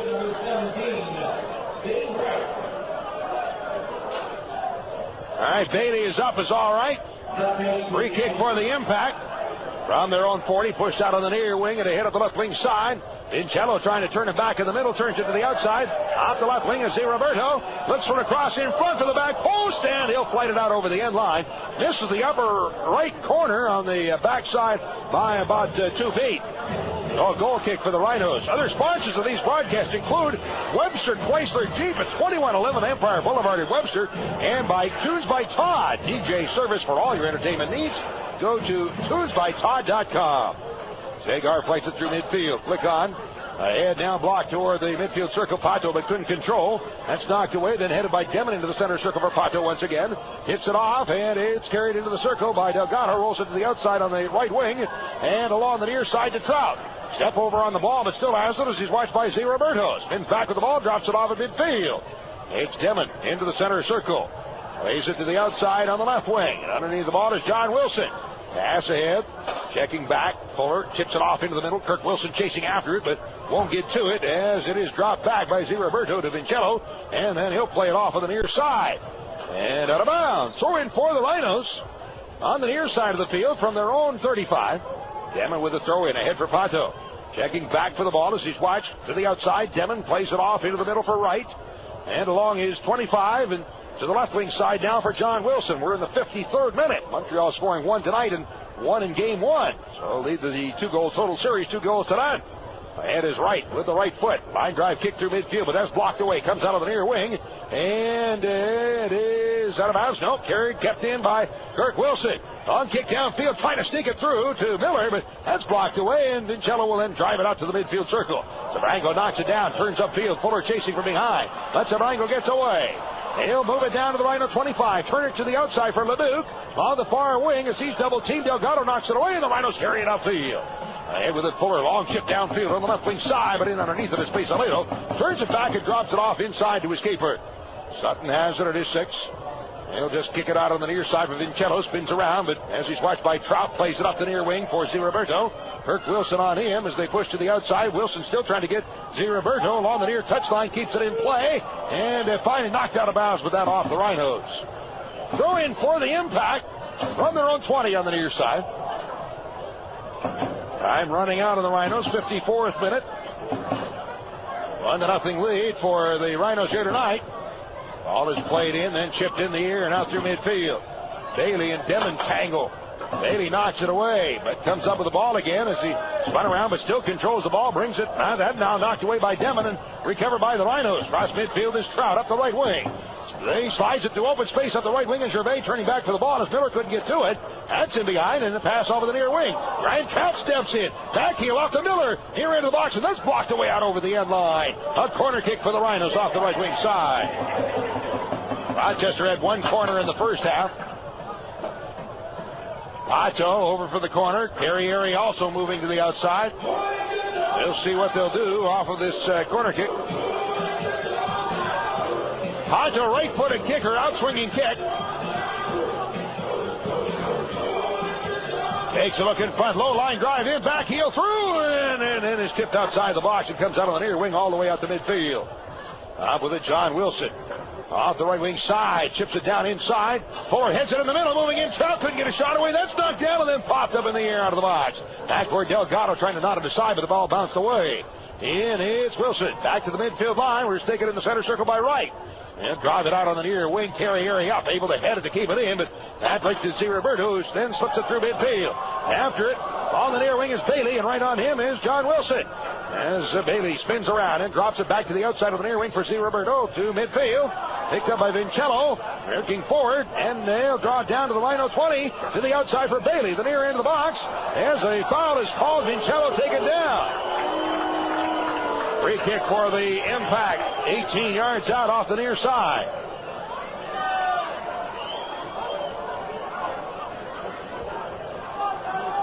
Looks like Grande will take the kick. 56th minute. Rhinos need 2 to get back into the series. So the ball placed 20 yards out off the left wing side. Set now for the delivery, a 3-man wall for the Rhinos. That's into the box, headed away by John Wilson all the way out to around the 25 to 30. Taken now, there's a strike on the ball by Leduc, but he puts it high and over the crossbar now. Goal kick for the Rhinos. Sponsors of these broadcasts tonight include Blueberry Hill, upscale apartment living, a favorite community. Best Volvo at 1500 University Avenue. Bill Gray's with 13 locations in Rochester. And by State Farm Insurance, like a good neighbor, State Farm is there. Through midfield, flicked on by Trout, but then that short hop kick through midfield into Rhino territory. Coming down to the center circle, pushed to the outside, Demon sliding in, able to send it through midfield, up the right wing, and running onto the ball is Miller. As he is watched, Miller turning back toward the middle, gets away from Grande, lays it out of the middle for Kirk Wilson. Pass along the 25 in the middle for Pato. As he fanned on his pass, that's knocked away, deflected off, and carried away by the Impact. Montreal working the ball out toward midfield into the center circle, but Wright steps up to take it away, and the Rhinos have it again. Chipped off of the left wing for Fuller. His pass off the wing and ahead of the left wing side. Miller pulling it down to the 18, looking for the cross, drawing it along the 18 in front, trying to get loose, still has it, lays it in the middle, Pato drops it back, Miller, or make that Wilson to the outside of the right wing for Pato. Rhinos can't get facing the net to get the shot away. That's a pass ahead again. Fuller drops it back in midfield. Taken by John Wilson. On the left wing side. Sends it ahead, but moving in, diving in to knock it away. As the ball is then out to the midfield circle. Taken on the near wing and up the right side. That's popped up in the air and comes out of the near wing as it skips out of bounds. 10,281 the attendance here tonight. Great crowd on hand. 10,281. Thank you, sir. Demon with the throw in. To right, back to the outside on the near wing for Demon and across midfield for Kirk Wilson. Chased from behind by Z. Roberto, chipped up, taken down, and a foul called and a restart for the Rhinos from the Montreal 40. Fuller leaving it there. As Demon will come over to take the kick, now the 58th minute. Demon placing the ball. Watched by Biella, who's been pretty quiet tonight. Demon sends it down inside. That one knocked loose. And hit away on top. There's a crack at the ball, but just over top of the net by Carrieri. Chris Carrieri gets the shot away, but it's a foot high over the crossbar. All right, goal kick.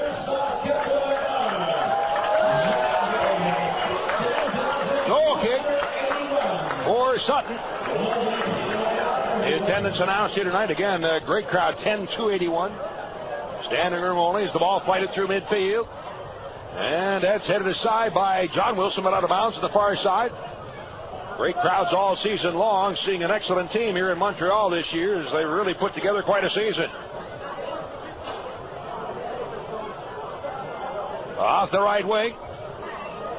Ball on the throw into Biello. Checking back to the ball, lays it to the outside. It's a pass along to the 18, but chipped away out top. Fuller in underneath it. Off the right side, sliding into the ball. It is Trout and Vincello go down. The ball brought away on the near side. Another collision. Foul is called this time on Fuller as he took down Z. Roberto. Vincello still down on the field, and of course Montreal will again waste as much time as possible. As Montreal with a 1-0 lead tonight and a 2-0 lead in the 2-game total goal series. Rhinos have everybody up, warming up now, and those available for substitution tonight include Sean Shakiris, Yari Alnut, Corey Woolfolk, Ian Pilarski, and Jefferson Dagu. Those that are not available, Leonard Steenkamp is injured, along with Neto. And then also not on the trip is Soneto.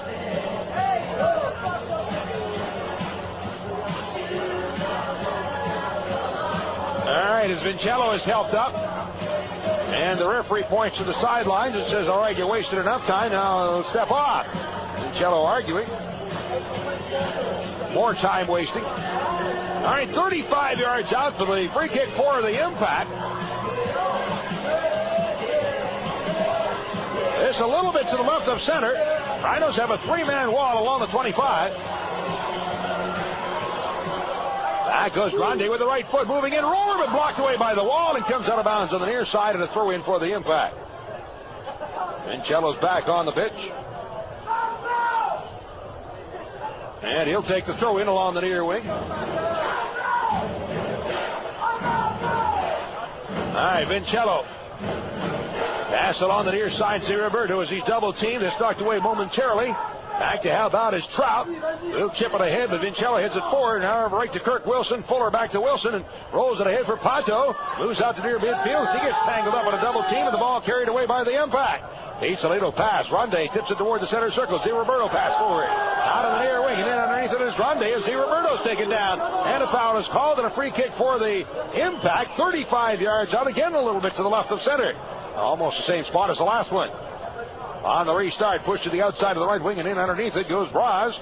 At the 35 of the far wing, puts it away off of Delgado and out, so a throw in on the far side for the Impact. Now the 62nd minute for Montreal, and the Rhinos still needing 2. Actually, would have to have 3 to move on to the next route. Ball flighted down inside the 18, but headed away out top. Then settled by Biello at the 20. Turns it along out top for Z. Roberto. On the near wing, pushing to the outside of the near wing for Bailey. Drops it off for Vincello up the left side. Rolls the pass ahead. Z. Roberto going to the corner. Cross in front. Headed away by Fuller. Out top, where it's picked up by Pato, and the Rhinos have it. Pato long up the right wing side. Running onto the ball goes Miller as he is bumped. And the ball taken away by Pizzolatto. Drops it back to Gervais in the middle.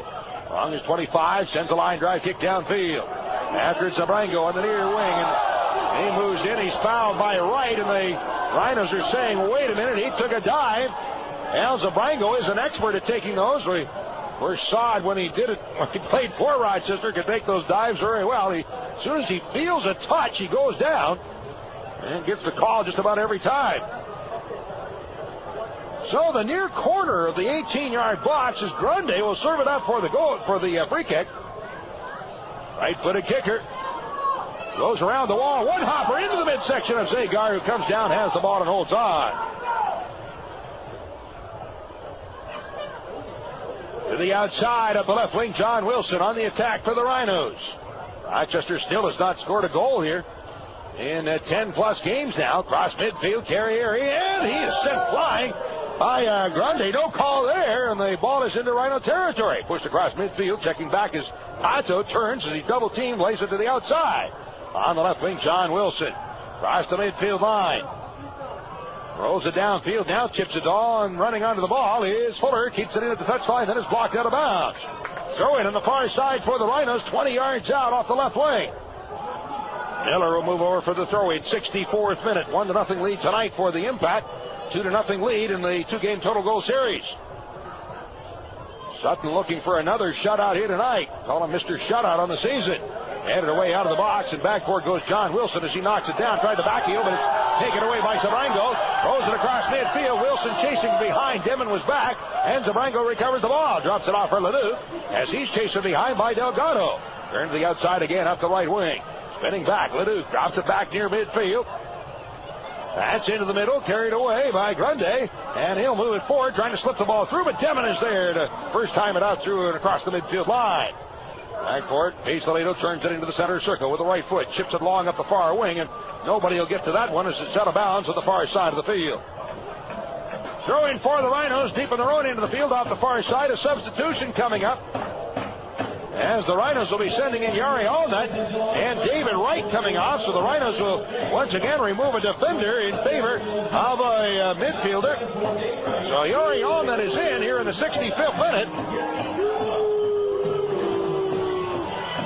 And Wright is out. So the Rhinos down to two defenders now, Demon and John Wilson. They took out Mendez earlier. Billy Sedgwick, of course, is out on the second game of his suspension. So Rhinos down on defenders. We'll see who might move back, but right now it's two men back for the Rhinos, Wilson and Demon. As the Rhinos pulling out all stops at this point, up to midfield, rolling ball through midfield. Fuller touching it to the outside, bounced away from Delgado and out. Kirk Wilson looks like dropping back a little bit. Allnut playing a withdrawn midfielder at the moment. Ball is played to the outside, then chipped through midfield after Bailey. Demon stepping in, and Bailey goes down. Demon brings the ball away. On the left wing side, approaching midfield, turning back toward the middle, pass off. Pato drops it back. John Wilson first times it through midfield. Turning back for the ball, Fuller heads it aside. Gone forward by Kirk Wilson as he gets spun around, and that's pushed to the outside. Moving in there, Pato, and he's run over, sent flying, and the foul is called, and we'll have a free kick for the Rhinos as now Pato is down on the surface. And rolling along is the trainer will be called down onto the pitch to take a look at Pato. Restart for the Rhinos will be around the 35 near the middle of the field. 66th minute. Rhinos trailing tonight 1-0 and trailing 2-0 in the total goal series. All right, Pato rolls over, gets up, hobbles away a little bit. With the right foot, he'll have to step off. But he's coming directly off the near side of the field, now running, so he'll be ready to go on right away. And the Rhinos a free kick, 35 yards out, almost in the middle. Pato looking for the referee to say, yeah, back on. Carrieri step off on the ball. Wilson up the right side. Carrieri near end of the box. But moving in to take it away is Grundy. Turns it up the near wing. Pato wanted to get back onto the surface. The ball played through midfield. In underneath it is John Wilson. As he's watched by Grundy, Wilson turns, spins again to get away from Grundy and pulls it back up the near wing. Wilson to the outside, Trout across the midfield line. Pass toward the middle for Pato. Turning back in the middle, still has the ball, and then lays it to the outside of the right wing for Trout. Moving ahead, being chased by Bielo to the outside. Stepping over on the ball now, triple teamed as he's taken down, and the play goes on. The ball brought up the near wing by Roberto. The midfield, across midfield, stepping in to intercept John Wilson. The Rhinos on the attack. Wilson moving down 25, chips it ahead, and then one booted away back to midfield. Daly in underneath it. On the dropping back in the defensive row to help out. Here's a pass out of the right wing for Sabrango down inside the 18 far corner of the box. Turns toward the middle. Watched by Allnet. He goes down, no call, and the ball brought away. Mans and Sabrango want to call, but don't get it, and here come the Rhinos the other way. Cross midfield into Montreal territory. Ball stuck through into the middle for Fuller. Drops it off, and now Miller with a pass ahead. Sliding into the wall is Allnet, but that one pulled away. And out to the center circle. Pass on the near wing, and turning back for the ball goes John Wilson as it rolls off on the near side. Gives it to the keeper, Zagar. Rolls it back to the outside. Looks like Jefferson Dagu getting ready to check into the match for the Rhinos. Out to midfield, taken by Kirk Wilson. Drops it back along his 25 or 35 in the middle, and Demon up the left wing. Cross midfield. Delgado on the attack, and a pass ahead for Pato. We're in the 69th minute, and the Rhinos trailing, needing 2 goals. That's Depp down inside the 18. One hopper at the 6, where it's grabbed by the keeper, Sutton. He'll take his time, waits for the players to move away. Sutton with the right foot, half volley kick, long downfield, coming down to the Rhino 30, and it bounces along the far touchline, and finally out of bounds. Throw in on the far side of the field for the Rhinos from their own 15. Damon with the throw into Zagar. However, done too quickly, they say, let's bring the substitution. Dagu getting the call now is Carrieri coming off here in the 69th minute. So Carrieri is out, and Dagu is in. And then for the Impact, coming out is Bailey, and Ribeiro will go in the 69th minute. Bailey is out.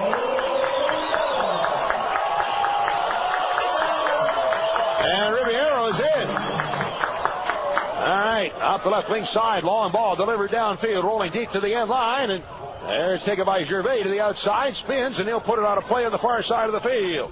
So Dagu is into the match, and he saw 5 games in the regular season, a total of 56 minutes only during the regular season. Throw in for the Rhinos off the left wing side to be taken by Miller. Miller for the throw in. Bielo jumping in the air, and now the referee coming over, and he'll talk to Bielo, issue him the yellow card. 70th minute, Bielo picks up the yellow.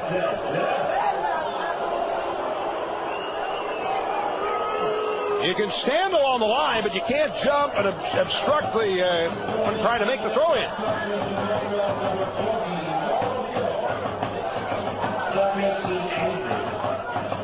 Bielo still arguing with the referee, but now he's in the book. And Miller with the throw in, fights it down into the box. Fuller with a flick on in front. Oh, not up, but couldn't get a shot away. Fuller's shot. Here's the ball. They score. Fuller's shot off the left wing side. Side volley kick off the arm of the keeper. Sutton back inside the post. Rhinos are on the board. So that now evens this game up at 1, and the Rhinos have 1 back. Rochester finally scoring a goal here in Montreal. Ball played it all the way downfield. Now in the midfield, what do we have? Referee. As Fuller wants to talk to the linesman. Referee wanting to pull out the yellow card. He wants to talk to Ian Fuller. Linesman. The Rhinos coming over to talk to the linesman. And what's the call?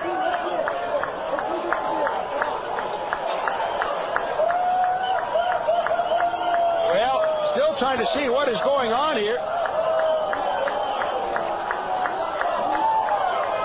As the referee wanting to talk to Ian Fuller. Evidently, they said no, it was no goal, it was offside. Is that really the call?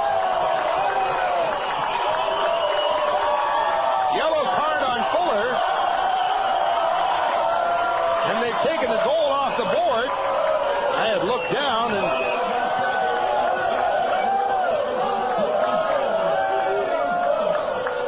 so the yellow card on Fuller in the 72nd minute.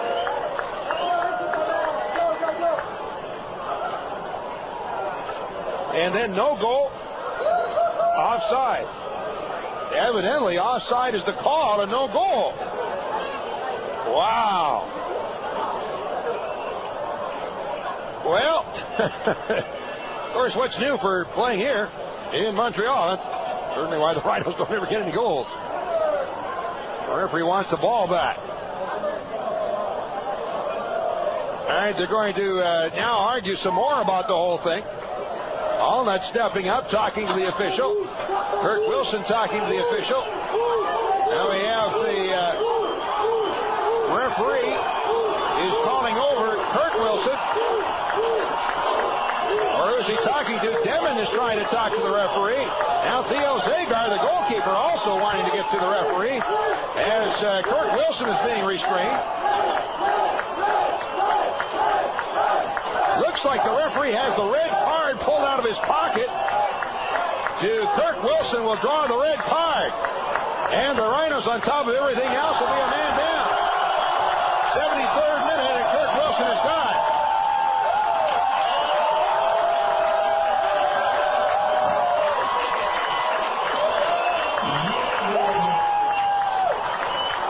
Well, it goes from bad to worse for the Rhinos. They had a goal. They were back in it.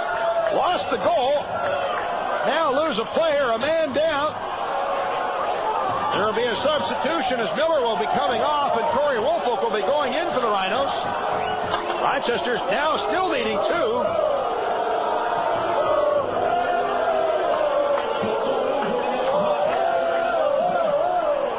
Time of the substitution, the 75th minute. 75th minute.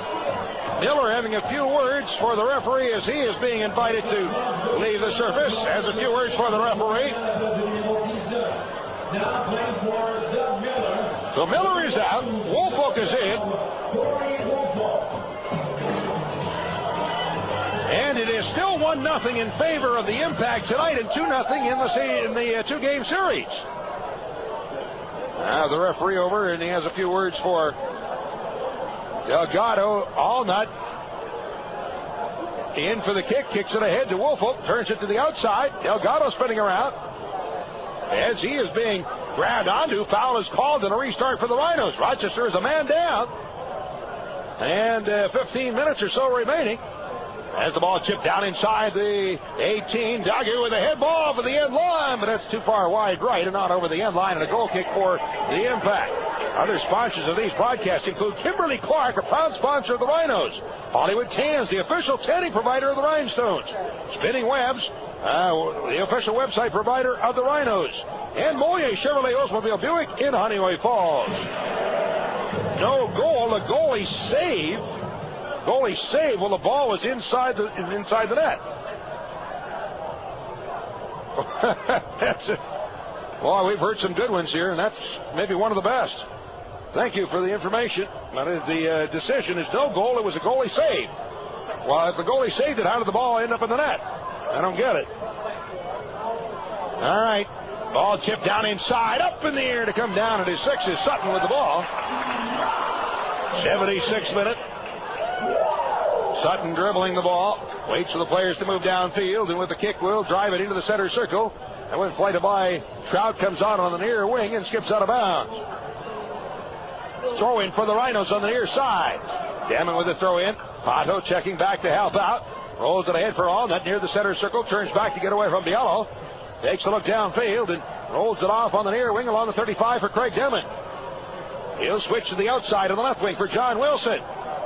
Brings it ahead near midfield. Ball chipped downfield. Up in the air, knocked aside. Woolfolk at the 18. Right-footed kick in, and that goes wide right. Comes out the near end of the box. Chased down in the corner by Trout. As he takes a look around with the left foot crossing down in front. Headed away out of the box to the far side. And that went not at all the way out to the 35. Stepping up is John Wilson once again. on the left wing side. Chips it down in front. Moving it on, but can't get to it. Headed away out of the box. Now Ponto knocks it away on the near side. A kick in front by Trout, but that's knocked away. Headed out the near end of the box by Vincello. Trout back for it. Drops it back at the midfield line for Demon. As the Rhinos are pulling out all stops now. And up in the air. There's Sutton coming down with the ball at his 18. 78th minute. Rhinos applying the pressure. Looks like Ian Pilarski also getting ready to check in. Flighted long downfield, headed away by Trout. Up in the air, out to the 35 is Allnut tying up with Biello, and the foul is called on Yari Allnut. It'll be Delgado coming out and Pilarski going in for the Rhinos in the 78th minute. 78th minute. All right, that's 5 subs for the Rhinos. Delgado is out. Burke Wilson gone on the red card at the 73rd, so the Rhinos a man down on top of everything else. On the right wing side, brought ahead by the impact, far into the 18, Ribeiro, as he's watching the corner, and the ball then pushed out over the end line. Olive Ribeiro, so it'll be a goal kick for the Rhinos. Other sponsors of these broadcasts include Dunkin' Donuts, located throughout the Rochester area. Chase Pitkin with a lifetime tool warranty for all tools purchased at Chase Pitkin. Gallo and Iacovangelo, a full-service law firm. Salvatore's Pizza, the families from Rochester, and proud of it. Through midfield. Otto up in the air, but couldn't come away, and the ball then is volleyed through and downfield, and that's all the way down to the Rhino 18, where it's taken by Zegar. Throws it off on the near side for Demon, as the Rhino defender brings the ball forward. Rhinos now with 2 defenders. To the outside of the right wing, Trout dropping it back once again for Demon. He'll bring it ahead up the near wing, chased by Sabrango, and Demon long downfield. Wolfa with a flick on, near into the box. Fuller feeds it out in front, sneaking it behind. There's Dogger, but couldn't get to it. Floating out on the ball is the keeper, Sutton. And a yellow card is issued by the Dogger, as in a collision with Sutton. Might have gotten a foot on the left knees down on the field, and of course we'll continue to waste time. So Dogger gets the yellow card here in the 80th minute. That's 4 yellows and a red for the Rhinos tonight. Been a busy night for referee Silvio Petruscu. And Sutton being attended to by the Montreal trainer. Rhinos have been applying a lot of pressure, even though they are a man down. Biello coming out, and Chris Williams will be going in. Again, the Rhinos have been applying a lot of pressure. All that having a few words with C. Roberto and a couple of players separating those players. Grande having a few words for Yari Allnut, who's been talking to Z. Roberto. Substitution for the Impact in the 80th minute. Biello is out. And Williams is in.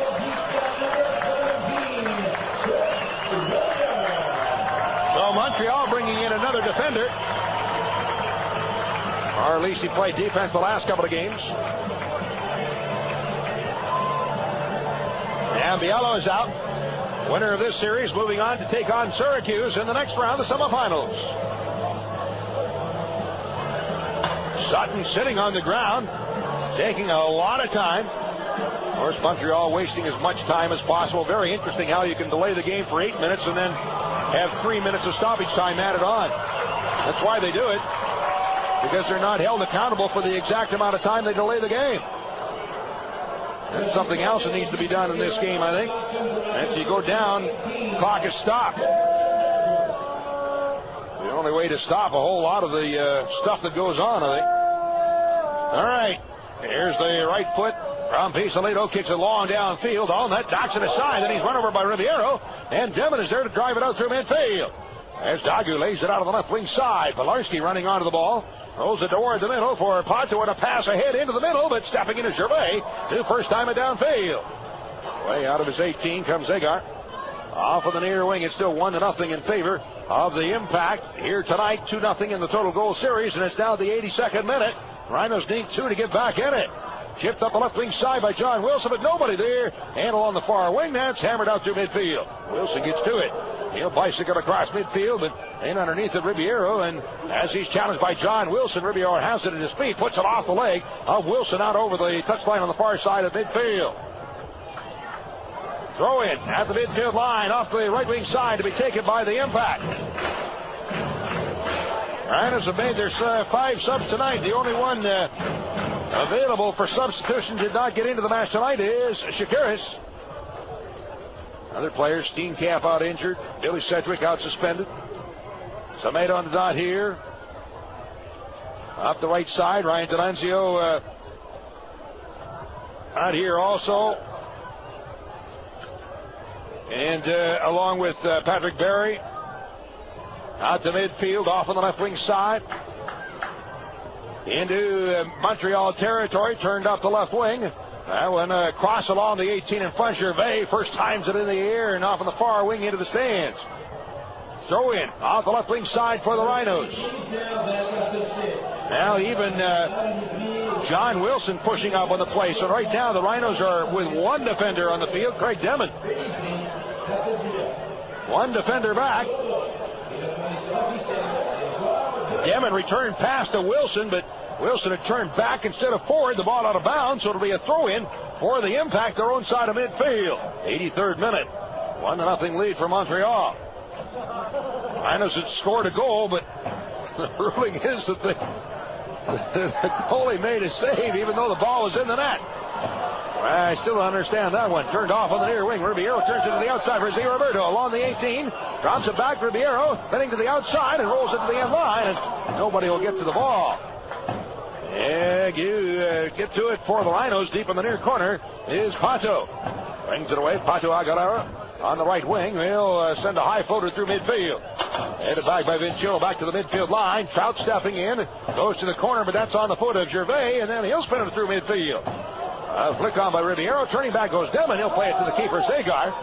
Taken down behind the play is Pato. And he is still down on the surface, grabbing onto his right leg, right knee, in a collision after playing the ball. Turn to the outside of the left wing. Kolarski drops it back at the midfield line. Wilson takes it. Begins to move forward. Rhinos, of course, cannot make a substitution. They're already a man down as the ball is kicked out of bounds. And this will be a throw-in on the far side of the field is Pato. Struggling to get up. As now the trainer called out on the field. And Pato Aguilera, evidently it's a muscle cramp in his right leg. Dave DiPasquale out is working on Pato on the right leg of the Rhino midfielder. All right, he is up and now steps off the field. Throwing on the far side for the Impact, and it'll be played in back to the Rhinos. 85th minute, 1-0 in favor of Montreal. Rhinos still have not scored a goal here in the last 10-plus games now. Pilarski with a throw-in at midfield. He'll throw it into the Impact players, and then they'll just send it downfield. That's to Zabrango on the left wing side. Zabrango turns, drops it back to the midfield line, and into the center circle now for Grande as he's chased by Alnett on the midfield line and on the near side. Vincello to the outside up the left wing for Ribeiro. As he's watched by Devin, rolls it down inside, moving in Ribeiro, and he can't get the shot away. As John Wilson comes in, sends him flying. No call is made. Rhinos get away with one there. And Ribeiro behind the plate, grabbing onto his right ankle as Devin drives it through and downfield. That one skips out of bounds on the near side. Throw in for the Impact on the near side of the field. Ribeiro's up and walks away just fine. Now he begins to run, and no problem. After putting on an excellent show. Throw in for the Impact, their own 18. Off the near side is Zabrango, flicked on but blocked by Demon. Trout lays it off into the middle for Pato. As he turns back to get away from Zabrango, chips it up the right side. Trout trying to get to it as the ball rolls deep to the corner. After Vincello at the end line with Trout, and now a foul is called on Ryan Trout. So a free kick deep in the corner for the Impact. 87th minute. The Impact having scored back in the 32nd minute. Zabrango scoring the goal tonight. He scored the goal in game one, so he scored both goals in the series. And up the right side of midfield, Trout brings it away. And then he's run over from behind by Ribeiro. Bit of a message there, and so it'll be a free kick for the Rhinos across midfield on the right wing side. And finally, Coach Ercole, comes up with a ball and throws it to Demon as nobody wanted to give him a ball. to Corey Woolfolk, and a foul is called on the Rhinos. So free kick the other way. Ball placed 25 yards out on the near side, and Gervais will take the kick. With the right foot, drives it out through midfield, and the ball skipping deep to the corner. Will roll out over the touchline, so a throw in deep on the near side for the Rhinos from their own 10. Demon for the throw in. Waiting for help to catch up. Now goes to the middle for Pato. Turns and drops it off for John Wilson. Collision there with Ribeiro. It's laid out in top and moving in on the ball. And Zagar takes it, has it, and is inside of his 18 and now rolls it outside. And we'll kick it off on the left wing side for Ian Pilarski. Brings it off the left wing and on the attack across midfield. Pushed the ball too far ahead. And then in turn is shot downfield into Rhino territory. And way off on the near side is Zagar to draw it ahead for John Wilson. Out the right side. Rhinos needing 2 in a big hurry now. 88th minute. Time running out on the season for the Rhinos. Up the left wing side. That one knocked away, and it's Leduc to flick it to the outside. Williams won't get to it. Throw in for the Rhinos on the left wing side. Now the Impact trying to change past history here tonight, as they still have not ever made it past the Rhinos in the playoffs. 4 times previous, the Rhinos ousted the Montreal Impact, but they're on a pretty good road to change that here tonight as the ball is chipped along the left wing side and finally brought ahead by Leduc.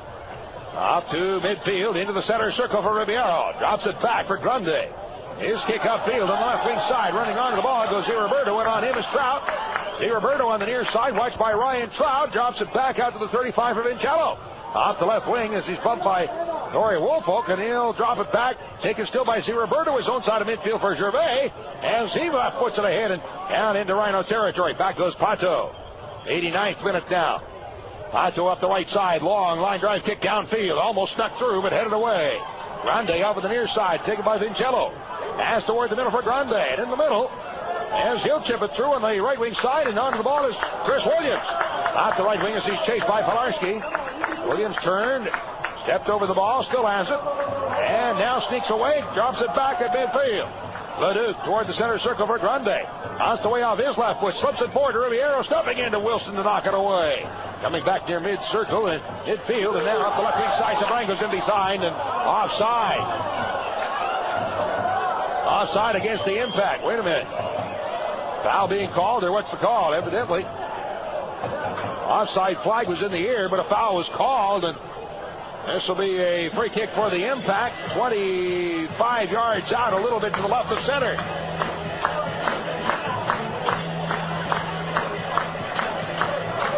All right, talk about the stop at 90, and we'll see how much stoppage time there is.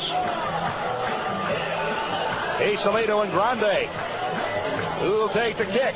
4-man wall, 5-man inside the 18.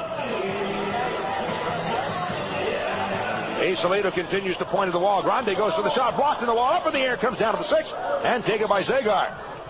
Throws it off at the far wing, and running onto the ball goes Pilarski up the left wing side. As he approaches midfield with the right foot, line drive kick downfield through everybody, and that rolls to the end line. We're stopped by the keeper, Sutton. So we're in stoppage time. 4 minutes of additional time, 4 minutes of stoppage time. So the Rhinos have, unless they score 4 minutes remaining in their season. And ball kick by Sutton, flights it through midfield. Coming down to the Rhino 20, then knotted inside the box, moving into Sabrango with a left foot roller, and it's wide and out over the end line. Goal kick for the Rhinos. Zagar trying to get the kick away quickly. With the left foot, we'll drive it out, or with the right foot, drives it out into the center circle. Ball knocked down, taken back by the Impact. Pass ahead, give and go to the outside, sliding in to knock it loose. Is Trout, and then pops it up in the air, coming down to the center circle. Push forward off of the near wing, and then tipped to the outside. Leduc after it. As he's chased down on the right wing side, trying to draw it off into the middle, and then turns it to the outside again. Taken by Williams of the Impact. On the far wing at the far end of the box. Looking back toward the middle. Step over on the ball, trying to get away. Empty move, Williams, wasting as much time as possible, doing a good job of it. Off in the far wing, played back in the center circle for Vincello. His own side of midfield is pressured by Allnut. Pass ahead. Sabrango, tip to the outside for Ribeiro up the left wing. Down to the 20. Turns it toward the middle. Kicked away by Wilson out to the center circle. Headed in the air again by Vincello over the near wing for Z. Roberto. On him is Dagu. Got back at the midfield line. Up the left wing. Taken by Vincello. Pass through and off on the right wing side. Turning back goes Braz. Off on the right wing and through midfield. Turning back Zabrango. Scored both goals in the series and drops it back at the midfield line. Time running out here as the ball chipped way downfield into Rhino territory. Back is Wilson. Flighted over his head deep to the corner as he's watched with the left foot, drives it along the far touchline into the stand.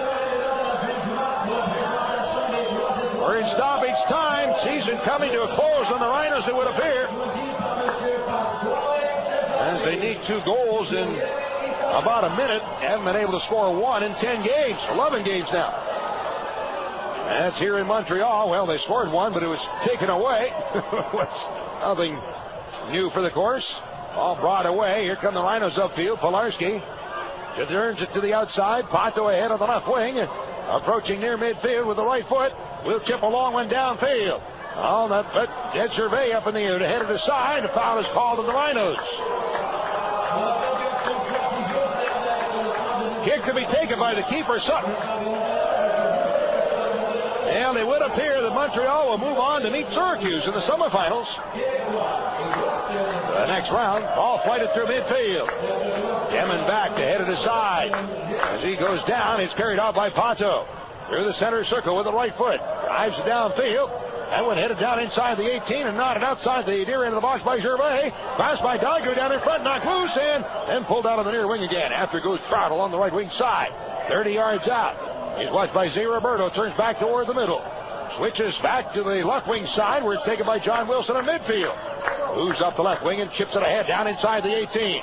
That's knocked to the outside, and the ball kicked in, but the whistle is blown, and it'll be a foul on the Rhinos and a free kick for the Impact. Just moments remaining. As Sutton, the keeper, will take the ball for the kick.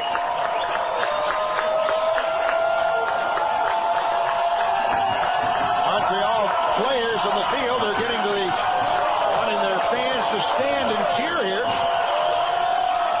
And deservedly so. They've had an excellent season and played the playoff games very well. On away in the middle, and the whistle's foul is called. So it'll be a free kick for the Rhinos. Restart out on the right side, and up the right wing is Trout on the attack. Here's a cross along the 18 in front. Woolfolk back here on the near side, but that's out over the end line. Goal kick for the Impact. Sutton, the keeper. They'll play the ball. Fuller wanted to set the ball for him to stop from wasting time. So Sutton backs up. Now with the right foot, we'll send a high floater through midfield, and there's the whistle, and that is it.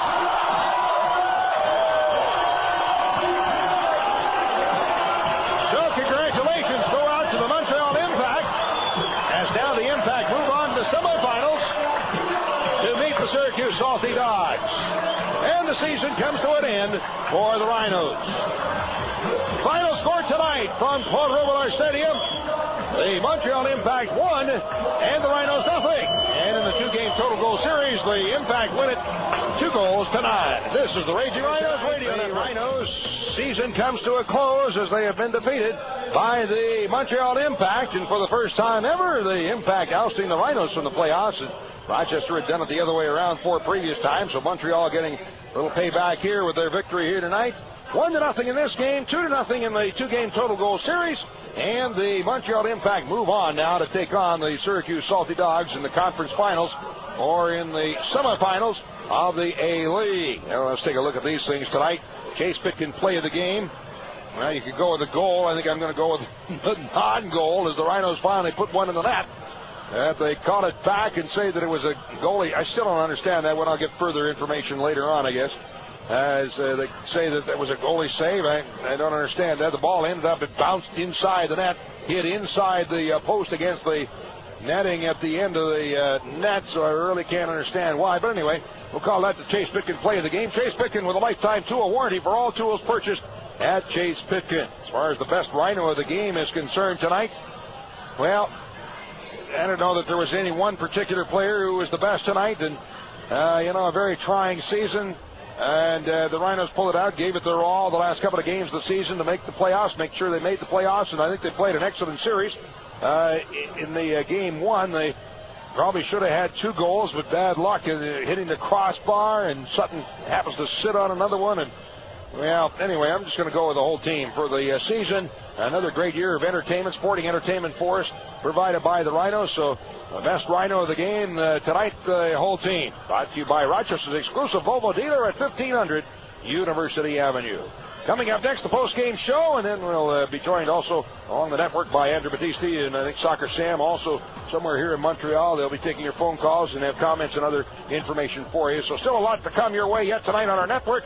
Final score, the Montreal Impact tonight winning 1-0, winning the 2-game total goal series 2-0. And this is the Raging Rhinos Radio Network. Tonight back at Claude Robillard Stadium here in Montreal as the season comes to an end for the Rhinos in the playoffs as they are ousted by the Montreal Impact here tonight. 1-0 the score tonight, 2-0 the score in the 2-game total goal series. As we take a look now at the information on the night, I haven't had an official stat sheet as of yet, but I'll give you what we have unofficially. 1 goal in the game, that in the 32nd minute, scored by Eddie Sabrango. His second goal of the playoffs. The assist tonight going to Z. Roberto. That's Sabrango from Z. Roberto in the 32nd minute, and that's the only goal of the night. And so Sabrango, who scored the goal last game, scores the 2 and the only 2 goals of this 2-game series. So that is your scoring. And unofficially, not very many shots in the second half. I had Montreal with 2 and Rochester with 1. That was all the shots that the Rhinos could seemingly muster in the second half of play, even though they pressed all they could and applied as much pressure as possible, but just couldn't get many shots away. So in the match, I added 7 shots for the Rhinos and 5 for the Impact. Again, that's unofficial. The corner kicks, 2 for the Rhinos, 1 for Montreal. Offsides, the Impact 5 and Rochester with 3. So Theo Zagar ends up in the playoffs with an 0-2 record and 2 goals against and a 1.00 goals against average. Sutton ends up with another shutout tonight, has 2 shutouts for 2 games in the playoffs, and now has a 2-0 playoff record. Well, the Montreal Impact now will move on to take on the Syracuse Salty Dogs, and that series will be next weekend. And for the winner of that series then goes to the final championship game here in the A-League.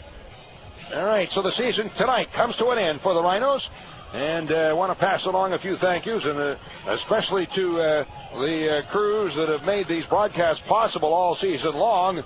My broadcast partner, Joe Giuliano, and, of course, Andrew Battisti, night in, night out, pregame, postgame, and along with Soccer Sam, and the broadcast crew, and then the crews at the radio stations, of course, engineer Bob D'Angelo, the rest at WYSL Radio, all of the engineers and staff at WBER Radio. Great job all season long. Thank you very much. And to the organization from the owners, that being General Manager Chris Economides, along with Steve Donner and Frank DuRoss, thanks for providing another great season of entertainment here. The staff in the Rhinos office, and especially Eric Trendle, who does so much to make my job just so much easier. Eric is a tremendous worker, and boy, I'd have trouble if it wasn't for him and all the rest of the staff at the Rhinos office. Of course, to all the fans in Rochester, we're certainly sorry it won't be a championship this year for the Rhinos, as had been maybe anticipated with such talent on the team. However, it comes up short here tonight. Of course, I mentioned the fans, your great fans, and then to the coaching staff, Pat Ercole and Frank Godoy, and of course Francisco Escos, and the trainer Dave DiFacquale, all of the rest of the people with the staff, and most certainly the players for a great season all year long. Very entertaining soccer, and they played their you-know-what's out all season long. All right, if I missed anybody, thanks, okay? Let's just put it that way. Thank you very much to everybody for another great season. I'm Don Stevens, and thanks so much for being along. We'll send you back now for the rest of our post-game show with Andrew Battisti, and Soccer Sam will be joining him, I think, momentarily. So that does it for us this season. And for tonight from Montreal, the final score in tonight's game, the Impact defeating the Rhinos 1-0 and winning the 2-game series 2-0. I'm Don Stevens. Good night, everybody. Andrew Battisti back here in Rhinos Radio Central with the Free Time Magazine out-of-town scoreboard. Free Time Magazine is New York's premier arts and entertainment guide. Pick up your free copy twice a month or go to freetime.com anytime. We've mentioned this a number of times tonight, but if you have not heard, the Syracuse Salty Dogs move on to the semifinals of the A-League playoffs in a dramatic match. Richmond scored a goal in second-half stoppage time to win the match 2-1. It went to extra time. It went through 30 minutes with no goals. Richmond had a first shot was saved. Ronnie Pascal saved Syracuse's first shot, the Richmond keeper. It went to the final penalty kick. David Hayes had a chance to win it for Richmond. He missed. It went to extra penalties, and Syracuse wins it on the first round of extra penalties, 5-4. Chris Fox for Richmond misses his chance to tie the game, so Syracuse moves on to the A-League semifinals. They'll face Montreal. Out west, Vancouver wins in Minnesota 1-0. They win that series 3-0.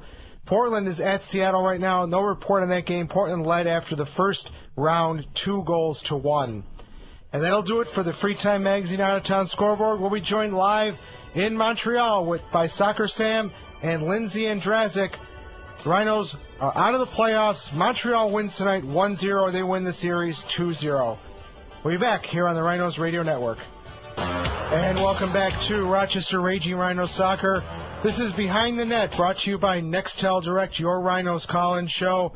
We want to hear from you tonight. 346-3000 is the number to call. Or if you're outside of the metro, it's 1-866-552-1009. Rochester Raging Rhino season has come to an end. The Montreal Impact win tonight by 1-0 in Montreal, Claude Robillard Stadium. Eddie Sabrango with the only goal of the match in the first half. Let's go live now to Montreal with Soccer Sam. And Sam, the lines are lit up like a Christmas tree, so go ahead and get us started, and then we'll start taking calls. Andrew, let's just talk to the people, but I don't have much to say. We lost. I thought we got outplayed. I thought a few players played well for the Rhinos, but just weren't connecting from midfield to offense. Definitely was a goal. They could have changed the momentum of our team, but, what are you going to do? I mean, I thought the referee you guys watched it on TV, it looked like he pointed like it was a goal. He looked over the linesman. The linesman didn't have his flag up or anything. So I figured, okay, it's a goal. Next thing I know, there's chaos. And, what are you going to do, man? The fans here were just killing us because we were kind of chanting for the Rhinos the whole game. And the minute that they reversed the call, all the fans here just went nuts and were like, calling us names and acting pretty vicious against our little group of fans here. But it was entertaining, but it was unfortunate. I hate when the season ends. Well, Sam, we have TJ on the line with us, and TJ watched the game at Soccer Sam's Pizza and Pasta Cafe, I believe it was anyway. But TJ was on the web board, and TJ, you said on the web board that it was definitely a goal. What happened? Andrew, let me tell you this. Sutton had it just after it went over the line. It was a goal. And, Sammy, you can attest to that also. It was a goal. There's no doubt about it. Okay, the first goal we gave up was a giveaway. It was a dead giveaway. We shouldn't have done that. We were playing back all night. We should have been pushing up. And then we finally started to take all our defenders and put them up and push them upfield. And then we think we get the goal, and the whole Dr. Sam's Cafe goes nuts. And then they just, we're screaming, we're cursing. It's like, I tell you, those refs in Canada are so biased. I'm going by what Nancy said, the leader of the Safari. I'm just saying, it was an okay game. We got outplayed. That's just the end of that. And like to thank all the guys, Sammy, Eric, Andrew, yourself, Nancy, Spinning Webs, of course, for doing the web board. And thanks, guys. Now listen. All right, guys. Well, TJ, thank you for listening and all your support. And hey, it was one of those games where it just honestly it just wasn't going to go our way. I just sensed it early on. Things weren't clicking, and it started off wrong getting here, and the way we were treated by security, we're treated like we're a bunch of criminals coming into a different country. And then it just on the field, it didn't seem like it was clicking. But you guys saw it on TV. Hey, your view is probably better than mine. We didn't get to see replays here. So let's hear from the fans, Andrew. This is the fan show. It's our last show of the season. Give them their minute of time and let them unwind and talk, say what they feel, buddy. I'm here to listen. Okay, Sam, no problem. We're gonna our next caller be lined up. TJ, you still with us? Andrew. Okay, TJ's not. I think we lost TJ. But I mean, if I had to pick a player of the game, despite what happened after the game, I would probably pick Paco as my player of the game. Seemed to control the middle. He had a lot of nice passes, a lot of nice crosses. Made things happen. It's just our same old thing though. High balls into the box, small forwards, big goalie, not going to work. Kept on happening over and over. That's the way I saw it from my angle, which wasn't the greatest seating. They gave us the worst seats in the house. So it was pretty disappointing. But overall, hey, he stood out in my mind. Obviously, our defense is solid, despite the goal, which we really couldn't see from our angle what exactly happened, who messed up. But everyone in defense played well. Just our midfield, when they get the ball, it's not that quick pass right to a forward, to his feet where it belongs. It's just, kick it and good luck. And the good luck doesn't work. Okay, well, Sam, we have our next caller on Behind the Net. Drew, you're up. Go ahead. Hey, guys, I'm calling from Albany. We were deciding whether to come back to Rochester or go up to Montreal, mimic our friends in Greece, do some looting and rioting, but we decided against it. Sammy, I've decided that since you are the world's greatest soccer journalist, you know more about the game than anybody in the world, maybe you should stake some things up over there in the Rhinos organization. Add some life, add some fresh ideas. I mean, you got all the fresh ideas here in town, Sammy. We got to get something going here. The Rhinos are getting a little stale, the same old long balls over and over again all season long, and we can't score on that. Seems like we need some new blood in there, and see Drew, it's Drew, right? Drew, yes, Sam. Drew, I have absolutely no say in what happens with the players on the field. I'm just in the marketing department and promotions. I have absolutely no say, but, I'm here. I'm joking around when I say I'm only Rochester's only real soccer, only because I make the trips, and I try to encourage the other media in town to make the trips to support this team like they were the Buffalo Bills, and that's the only reason I say that. I don't mean that. I'm not a real journalist. I'm a person that believes in supporting soccer and getting it to the next level, and I have no say in what happens with the players. Yeah, believe me, it doesn't take a genius to see a lot of things that need to be changed in the future, and I think the owners and the coaches know that, and maybe some of the things they did just didn't work the way they wanted them, and it's obvious. Yeah, I understand that, Sammy. I'm just saying my feeling is we got to get some new ideas in town. I'm not saying kick the coach out. I'm saying let's bring some new ideas into the fold. We got to shake things up. Things haven't been going right the last couple of years. We just can't get over that hump and get back to where we really deserve to be as Rhinos. So. Okay, Drew, thanks very much for the call. We really appreciate it. We're going to keep rocking and rolling here. We got I've never seen 5 lines lit up here in Rhino Central, Sam. Everybody wants to chime in on the game tonight. I didn't get a chance to watch the game. I'll go home and watch it on tape, and I'll see what happened on that goal and Sabrango's goal. But Silvio, he has a comment now on Behind the Net. Go ahead, Silvio. Yes, I was away for 3 weeks. I was on vacation, and people told me they would play terrible. I came back, they played good. I said, well, what's the problem? But Friday I went in, they played decent, but one mistake on defense cost the goal. Exactly the same thing tonight. The one mistake on defense that cost the goal. And one comment on the goal that scored Rochester. I don't know if you agree with me or not. It was 6 inches inside the net. I don't understand why those side linemen didn't see the goal. I don't understand that. Why they have to game? Why the Montreal, the referee, have to be so terrible against Rochester? That's what I'd like to find out. Well, so I think there's going to be a lot of questions asked about that goal. It's going to be replayed a lot of different angles, of different ways. And, Sam, I'm sure that Johnny probably has a few angles of it as well. Andrew, I got a 911 here, buddy. There's a riot in front of the bus. Montreal fans are attacking our fans. I'll call you back when I could, all right? Okay, Sam, thank you. We have breaking news, obviously, in Montreal. We have an incident going on there. Hopefully nothing will come of that. It's obviously a very intense situation. These two franchises have been at each other's throats for for 9 seasons now, going all the way back to the beginning, and it's just another chapter in it. Sam will hopefully be back with us shortly to try to defuse this situation. Let's go to Iggy on Behind the Net, brought to you by... Oh, I think we lost somebody there. Iggy, are you with us? Yeah, I'm here. Okay, I think we just lost Sam. Hopefully we'll get Sam back. Go ahead, Iggy. All right. Just what I wanted to say was that goal, the ball came off the net, and the net is behind the post. So that's definitely a goal, okay? The ball doesn't come off the net unless it's behind the goal. That's it.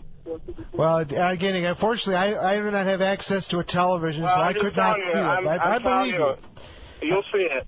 And the other thing is, where the heck was Sean Sakaris? Why wasn't he playing? Well, that's a good question. He was among the substitutes available, but Coach Ercole did not put him in for whatever reason. I don't. For me, that doesn't cut it. I mean, Sean Sakaris, as far as I'm concerned, is the best midfielder we have, and for him not to be out there is a crime. And like I said Friday, I thought that we could have gone with 5 midfielders and even 6 if they're playing 3 flat in the back like they did in the second half, and just had Chris Carrieri up there. But it's been a good season. We're the ones that the MLS is talking about, not Montreal. So hopefully we get the stadium built and move on up. Okay, thanks for the call. We appreciate it, as we do all season. We'll definitely talk to you again. Thanks. Number to call is 346-3000, 1-866-552-1009. If the lines are busy, keep trying. They're loaded up right now. Everybody wants to chime in on what's happened tonight and the whole season here for the Rhinos. Let's go now to Shane. Shane, you're up on Behind the Net. Go ahead. Hey, hopefully my cell holds up. The only thing I really wanted to say was this is my first year being a Rhinos season ticket holder. Definitely had a great time in all the games. I was hoping to talk to Sam, but, he had a little thing to tend to there. I went down to Soccer Sam's today, drove over there from Greece over to Webster, hung out with a bunch of guys, had a great time, atmosphere. I just wanted to basically give my kudos to Sam for all the work he puts in with the Rhinos and just, thank him for his dining establishment.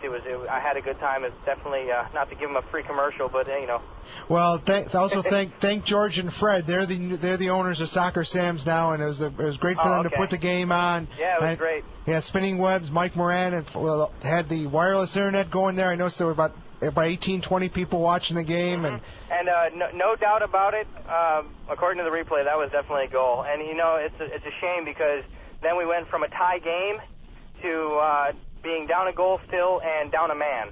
So that was a huge difference in the game right there, but that was definitely a goal. It certainly sounded like. Now, Shane, did Soccer Sam's have the radio audio going, or was it the Fox Sports World commentators? I heard it from time to time. I'm not sure where it was coming from. I couldn't tell if it was from Spinning Web's speakers on his computer or if it was from another radio someplace, but it was kind of both, just depending on what you could hear. But I'm just curious what the Fox Sports World commentators said about the goal. They were saying it was an injustice and it was definitely a goal.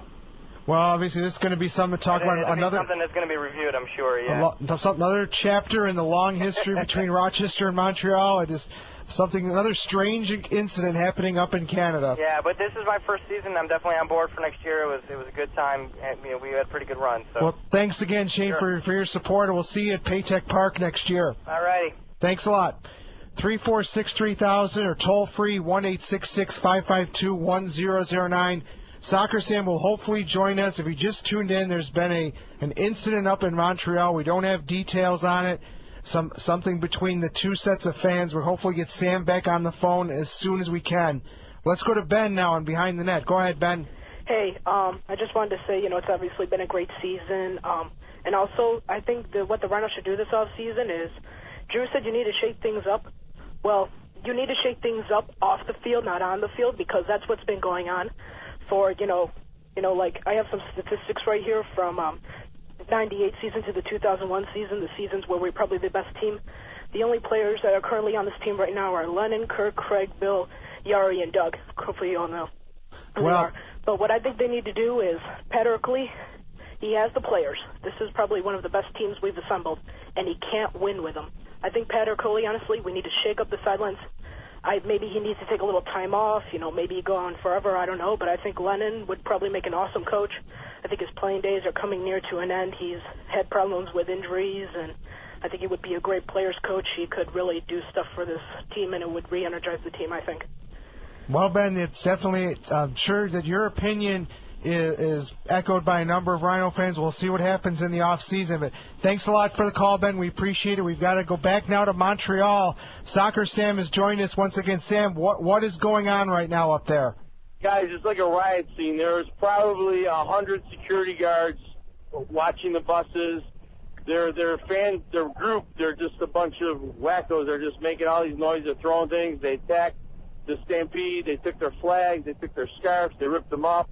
Basically, the security here aren't police officers. They can't really arrest anybody. They're just kind of guarding them away from the buses, which they're doing a great job doing it, but they're not arresting anybody. And I'm curious to see what's going to happen when we pull these buses out. If they're going to fling things at the bus and throw things like they've done. It's pretty heated, man. It's pretty dangerous right now. It's a pretty dangerous atmosphere. Security guards are running all over the place. They're chasing some guys down right now, and some girls are out. They're trying to surround the bus, basically, and attack us. I'm outside still. The players are in the bus. The fans are in the bus. People are nuts, though. That's all I can say. They got security surrounding the buses, and they just keep on trying to find it. And they just threw something at us. And the guy's coming after us right now. This is terrible. Some guy. They grabbed some guy. He just threw something at us. Just missed me. But we probably should be in the bus. We're gonna go in the bus, Andrew. Let's hear from the fans. Let the fans call in. This is the final thing, final game of the season. I'm just going to say, hey, in case I don't come back, I want to thank everyone that gave me the opportunity, the Rhino organization, for giving me the opportunity to do something I love to do. And Andrew, it was a pleasure working with you and Bob. And here's Lindsay with her goodbyes. And all you fans out there, thank you so much for being the best fans in the soccer world. I got to make sure my people here are safe.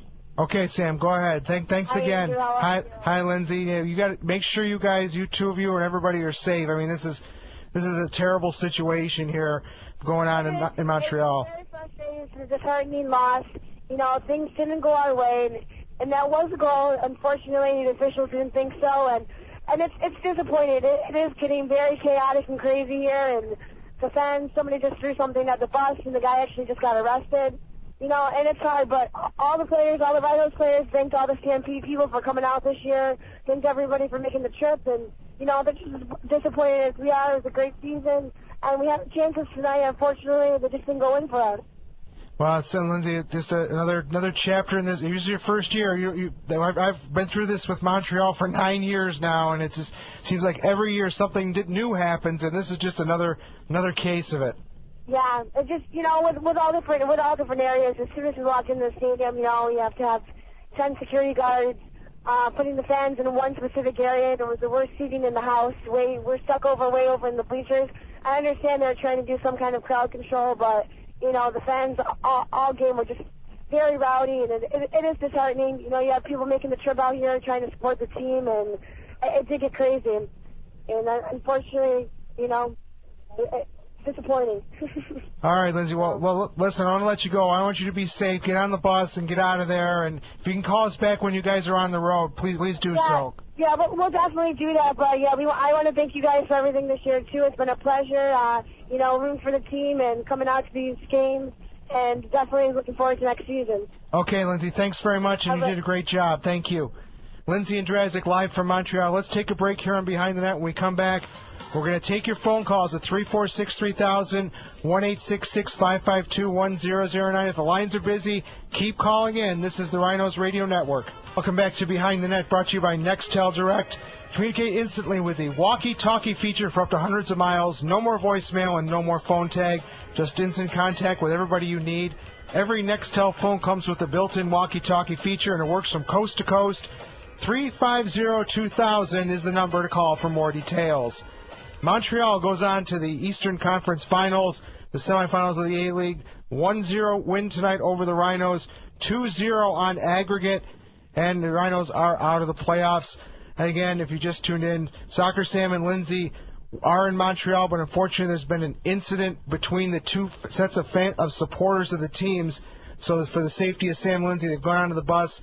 we'll hopefully hear back from them once they get on the road. Let's continue with the calls. Let's go to Nicole. Nicole, you're up. Go ahead. Hey, Andrew. I think that we could have, turned the game around, but unfortunately the goal got called back, which was definitely a goal. I mean, and that's just pathetic, and especially what's going on up in Montreal right now with the fans. I mean, that's just not called for. So, but it's been a great season, and I'm just sad that it's over, really. I mean, it is. It's going to be a long off season, but I know there'll be one more soccer event. Don't forget, everybody, at Frontier on Saturday, September 25th. The U.S. Women's National Team will take on Iceland. The gold medalists Abby Wambach, Mia Hamm, everybody else from the team.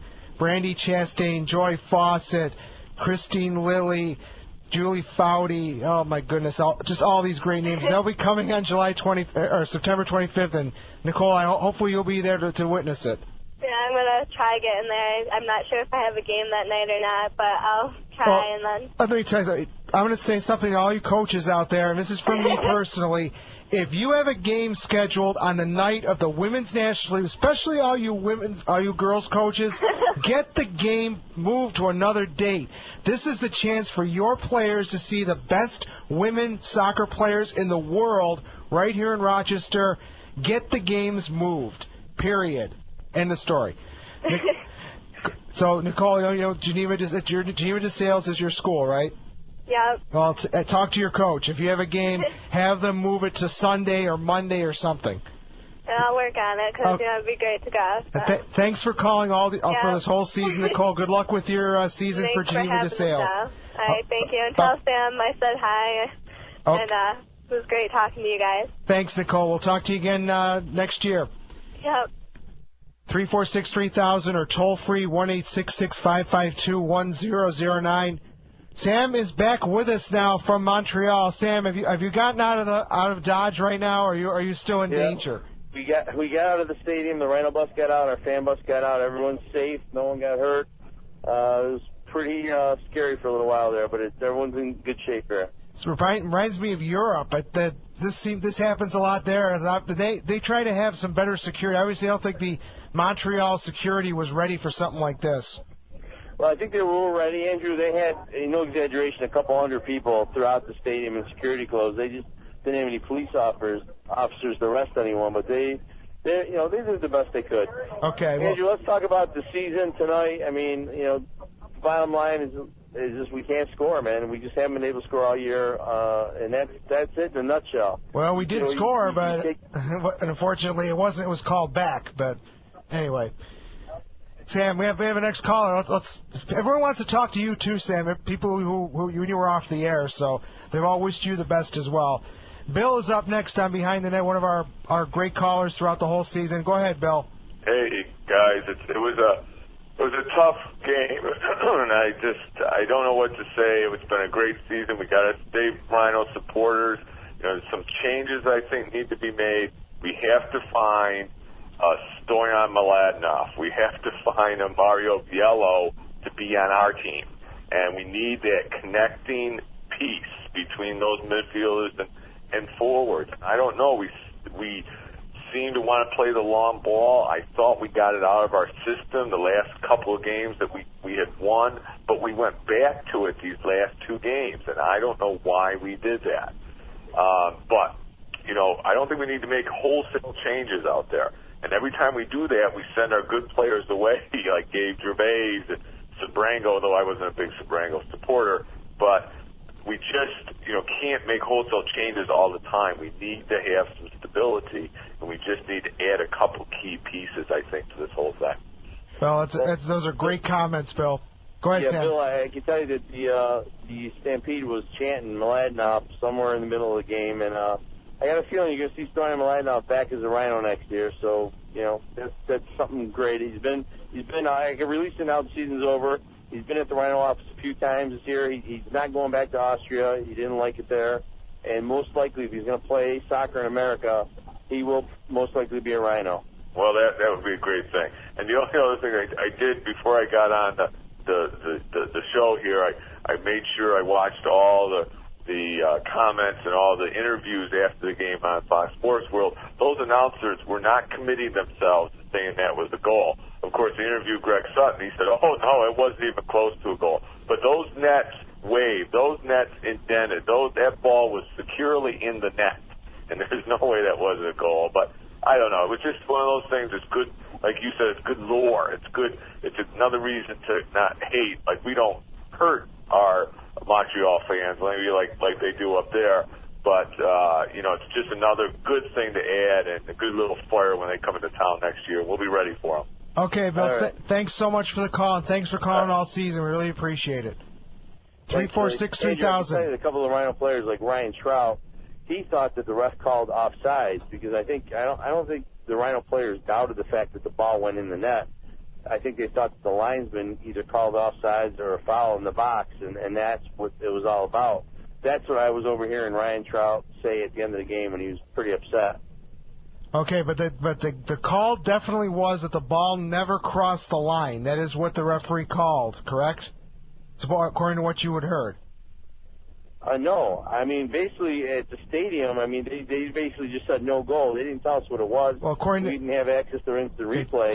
Don Stevens was told by somebody in the press box that it was no goal, that it was saved. So. Wow. Well, I'm telling you that there's a mixed feelings from the players. Some players think that the referee called some kind of foul or offsides.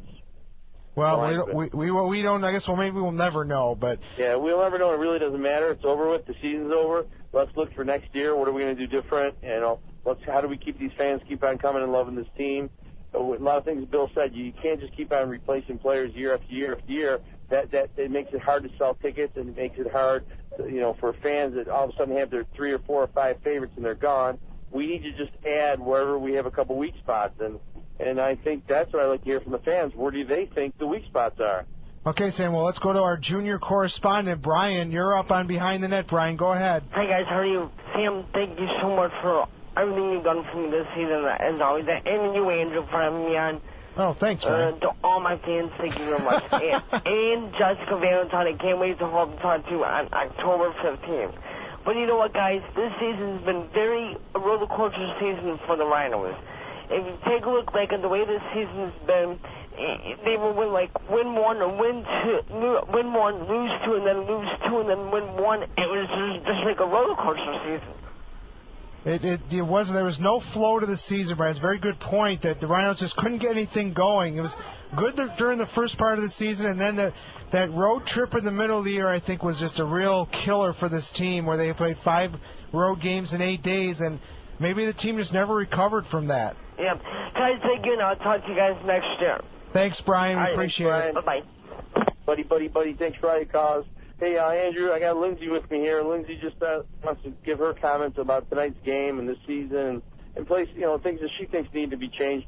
I think we have all the players that we need. Just for whatever reason, they're just not meshing. They're not playing well as a unit. Call it team love, team chemistry. I'm not sure.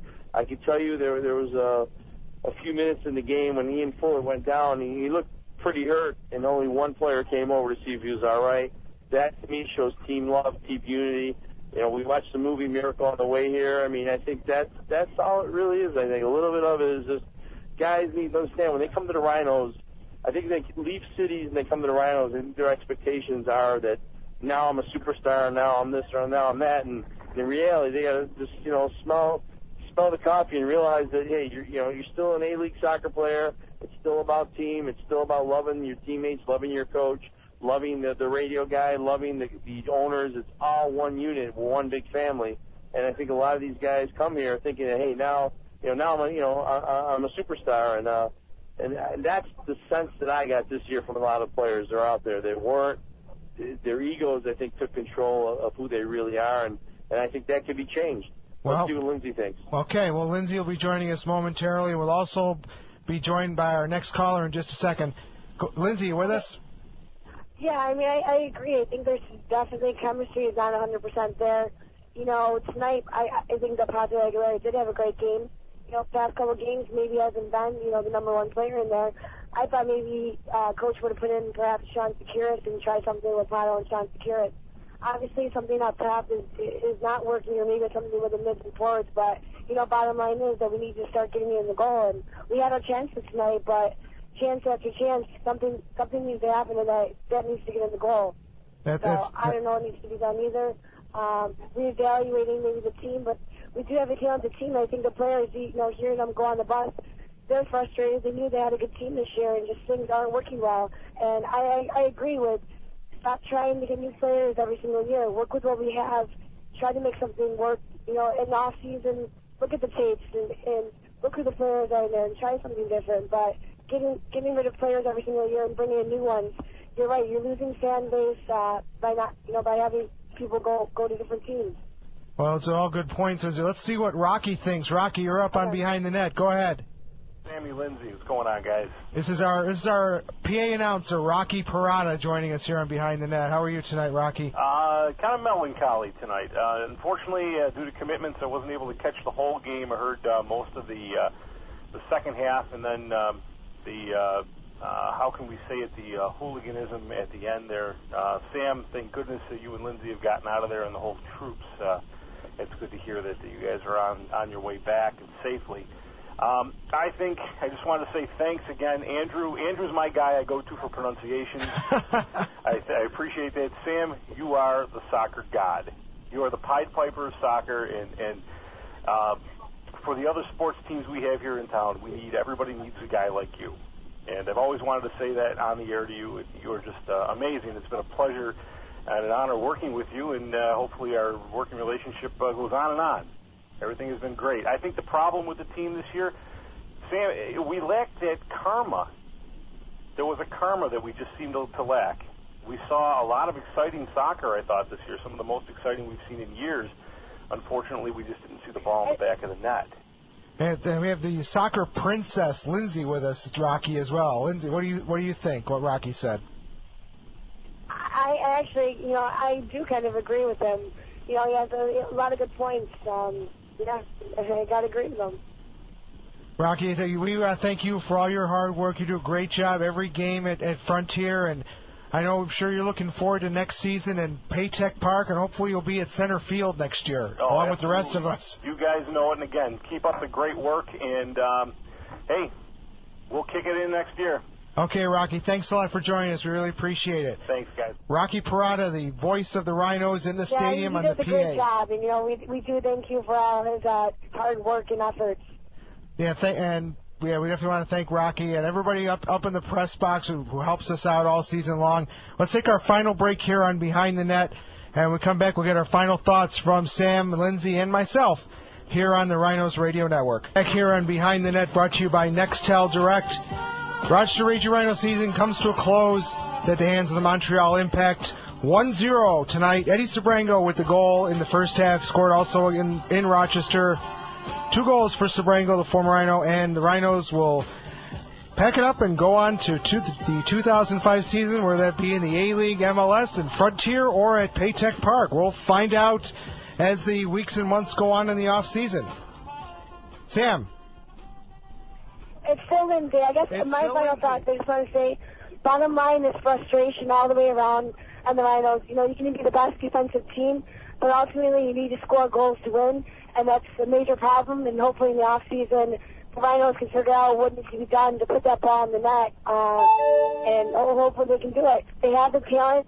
I think you just need to put the players out there that need to be out there and figure a way to get it in. If you need to bring in a few new people to make stuff happen up top, then do what you got to do. But bottom line is, Rhinos need to know how to become more of an offensive team than the great defense, than a defensive team. So. Well, those are great points, Lindsay, and I'm sure that a lot of the fans will agree with what you're saying, and we'll see what happens next year. Certainly going to be a busy off season in many ways for the Rhinos. Yes. But again, we want to mention, I'm sure you're going to echo this, there's still one huge match left at Frontier this season. It's September 25th. The U.S. women's national team with our own Abby Wambach, the Golden Girl, comes back home for her first match in I don't know how long. I think it's been probably since she played at Mercy was the last time she played here. It's been a while, and she's very excited in coming and playing in front of her family and friends. So give us the ticket. day. Give us the ticket information. ticket information right now is on sale to season ticket holders. Where they can buy up to 8 additional seats plus their season ticket seats. And if you want to become a new Rhino season ticket holder, go down to the office. We're open tomorrow for Labor Day from 10 to 3. And you can put down a $50 deposit. And by putting down a $50 deposit, you can buy 6 additional seats. We'll go on sale to the general public on September 11th, where there's at least going to be 3,000 seats available for fans. Okay, Lindsay. Well, thank you for everything you've done this year. You're a great addition to the radio team, and we'll still see you every week on the Soccer Sam TV show until that goes off the air for the fall. But it's been great working with you, and we'll hopefully see you again next season. Thank you so much, Andrew. Appreciate everything that you do, and thanks for giving me the chance to do it. And can't wait for next season. Okay, here's Sam with his final thoughts. Okay, Lindsay, thanks a lot. Lindsay Andrazik, Rhino correspondent, works in the Rhino office, and we'll probably see her at the game on the 25th with the U.S. Women's National Team. Joined now once again by Soccer Sam. And Andrew, not only is she a correspondent, she is the future. This is probably my last show doing this, and Lindsay's going to be taking over. Don't make me cry, Sam. But the tears are welling up in my eyes here. Yeah, whatever. And you're so happy. I'm not happy. I'm not happy. Dude, I've done this for many, many years, and I'm not. And it's still fun, but it's time for me to do some bigger challenges for the Rhinos, hopefully, and for soccer, hopefully. And I think Lindsay does a fantastic job. I'll continue to do my weekend stuff with you, but the post game and this traveling stuff, it's a killer, man. It's a lot of traveling, and I need to focus on Rhino business. So give Lindsay the keys to the 72 Pinto. She's going to take off next year and cover the team, hopefully. Well, hopefully that'll happen, Sam, and maybe I'll travel too. I only get a chance to go to Syracuse this year, so hopefully I'll be making a road trip or two next year. Maybe, the positive thing about Syracuse still being in is at least we get to see one home game, Syracuse and Montreal, and maybe our Rhino fans could go over there and support Rivas and Suarez and Schweitzer and company, and give them a little support and love. All right, Sam. Well, thanks again for everything you've done this year. And the only person to go on the road with the team the entire season, didn't miss a single game, and everybody appreciates it, Sam. All the fans appreciate it. I do. Everybody associated with the team appreciates it. Well, thank you, Andrew. Thank you, Engineer Bob, for his great work. And remember that one game, we did get the record. We had every single player on. I don't remember what city it was in. I think it was in Richmond. But that was the highlight of this season, I think, being able to get every single player to give their fans their thoughts after a game. And, Andrew, keep up the good work, and can't wait to next year to hear you guys rock and roll and have fun. Thank you. Thanks a lot, Sam. Soccer Sam joining us live from Montreal, Quebec, with his final thoughts on the 2004 Rochester Rhino season. I just want to thank everybody for listening in all throughout this season here on the Rhinos Radio Network. Bob D'Angelo, Lou Desfossis, Bob Savage, everybody associated with WYSL News 1040 for putting the Rhinos on for the last 7 years, I believe it is, 6-7 years. WBER 90.5 FM doing their thing, also broadcasting the Rhinos, doing a great job. The Don of radio broadcasting, Don Stevens, every game for the Rhinos, except when there's family stuff. And then, of course, Joe Giuliano stepping in, doing a number of play-by-play efforts this year with Soccer Sam down in Puerto Rico and many other games, including the Open Cup. Great job from Joe and Don, as always. All the members of the Rhino staff who work so hard to put the promotions and put fans in the seats. Eric Trendle, Director of Media and Community Relations, who couldn't do it without him. All the hard work he does with everything that he does for the radio and the media. GM Chris Condomini's runs the show. Everybody else associated with the Rhinos, thank you for everything you do. And thank you to all the Rhino players, coaches, and trainers. Thank you so much for putting forth the effort that you did this 2004 season. Our next broadcast of Rhino Soccer will be the spring of 2005. Take a look in the DNC, check on the web boards to find out what the schedule is for the 2005 season. Don't forget, September 25th, the U.S. Women's National Team at Frontier Soccer Stadium against Iceland. The last game of the year at Frontier for soccer. Abby Wambach returns. Come on out and support the U.S. women. It's going to be a great night of soccer. For Soccer Sam and Lindsay Andrazik, I'm Andrew Battisti. And once again, the final score from Montreal. The Impact won, the Rhinos 0. Impact win the series 2-0. We'll see you next year on the Rhinos Radio Network.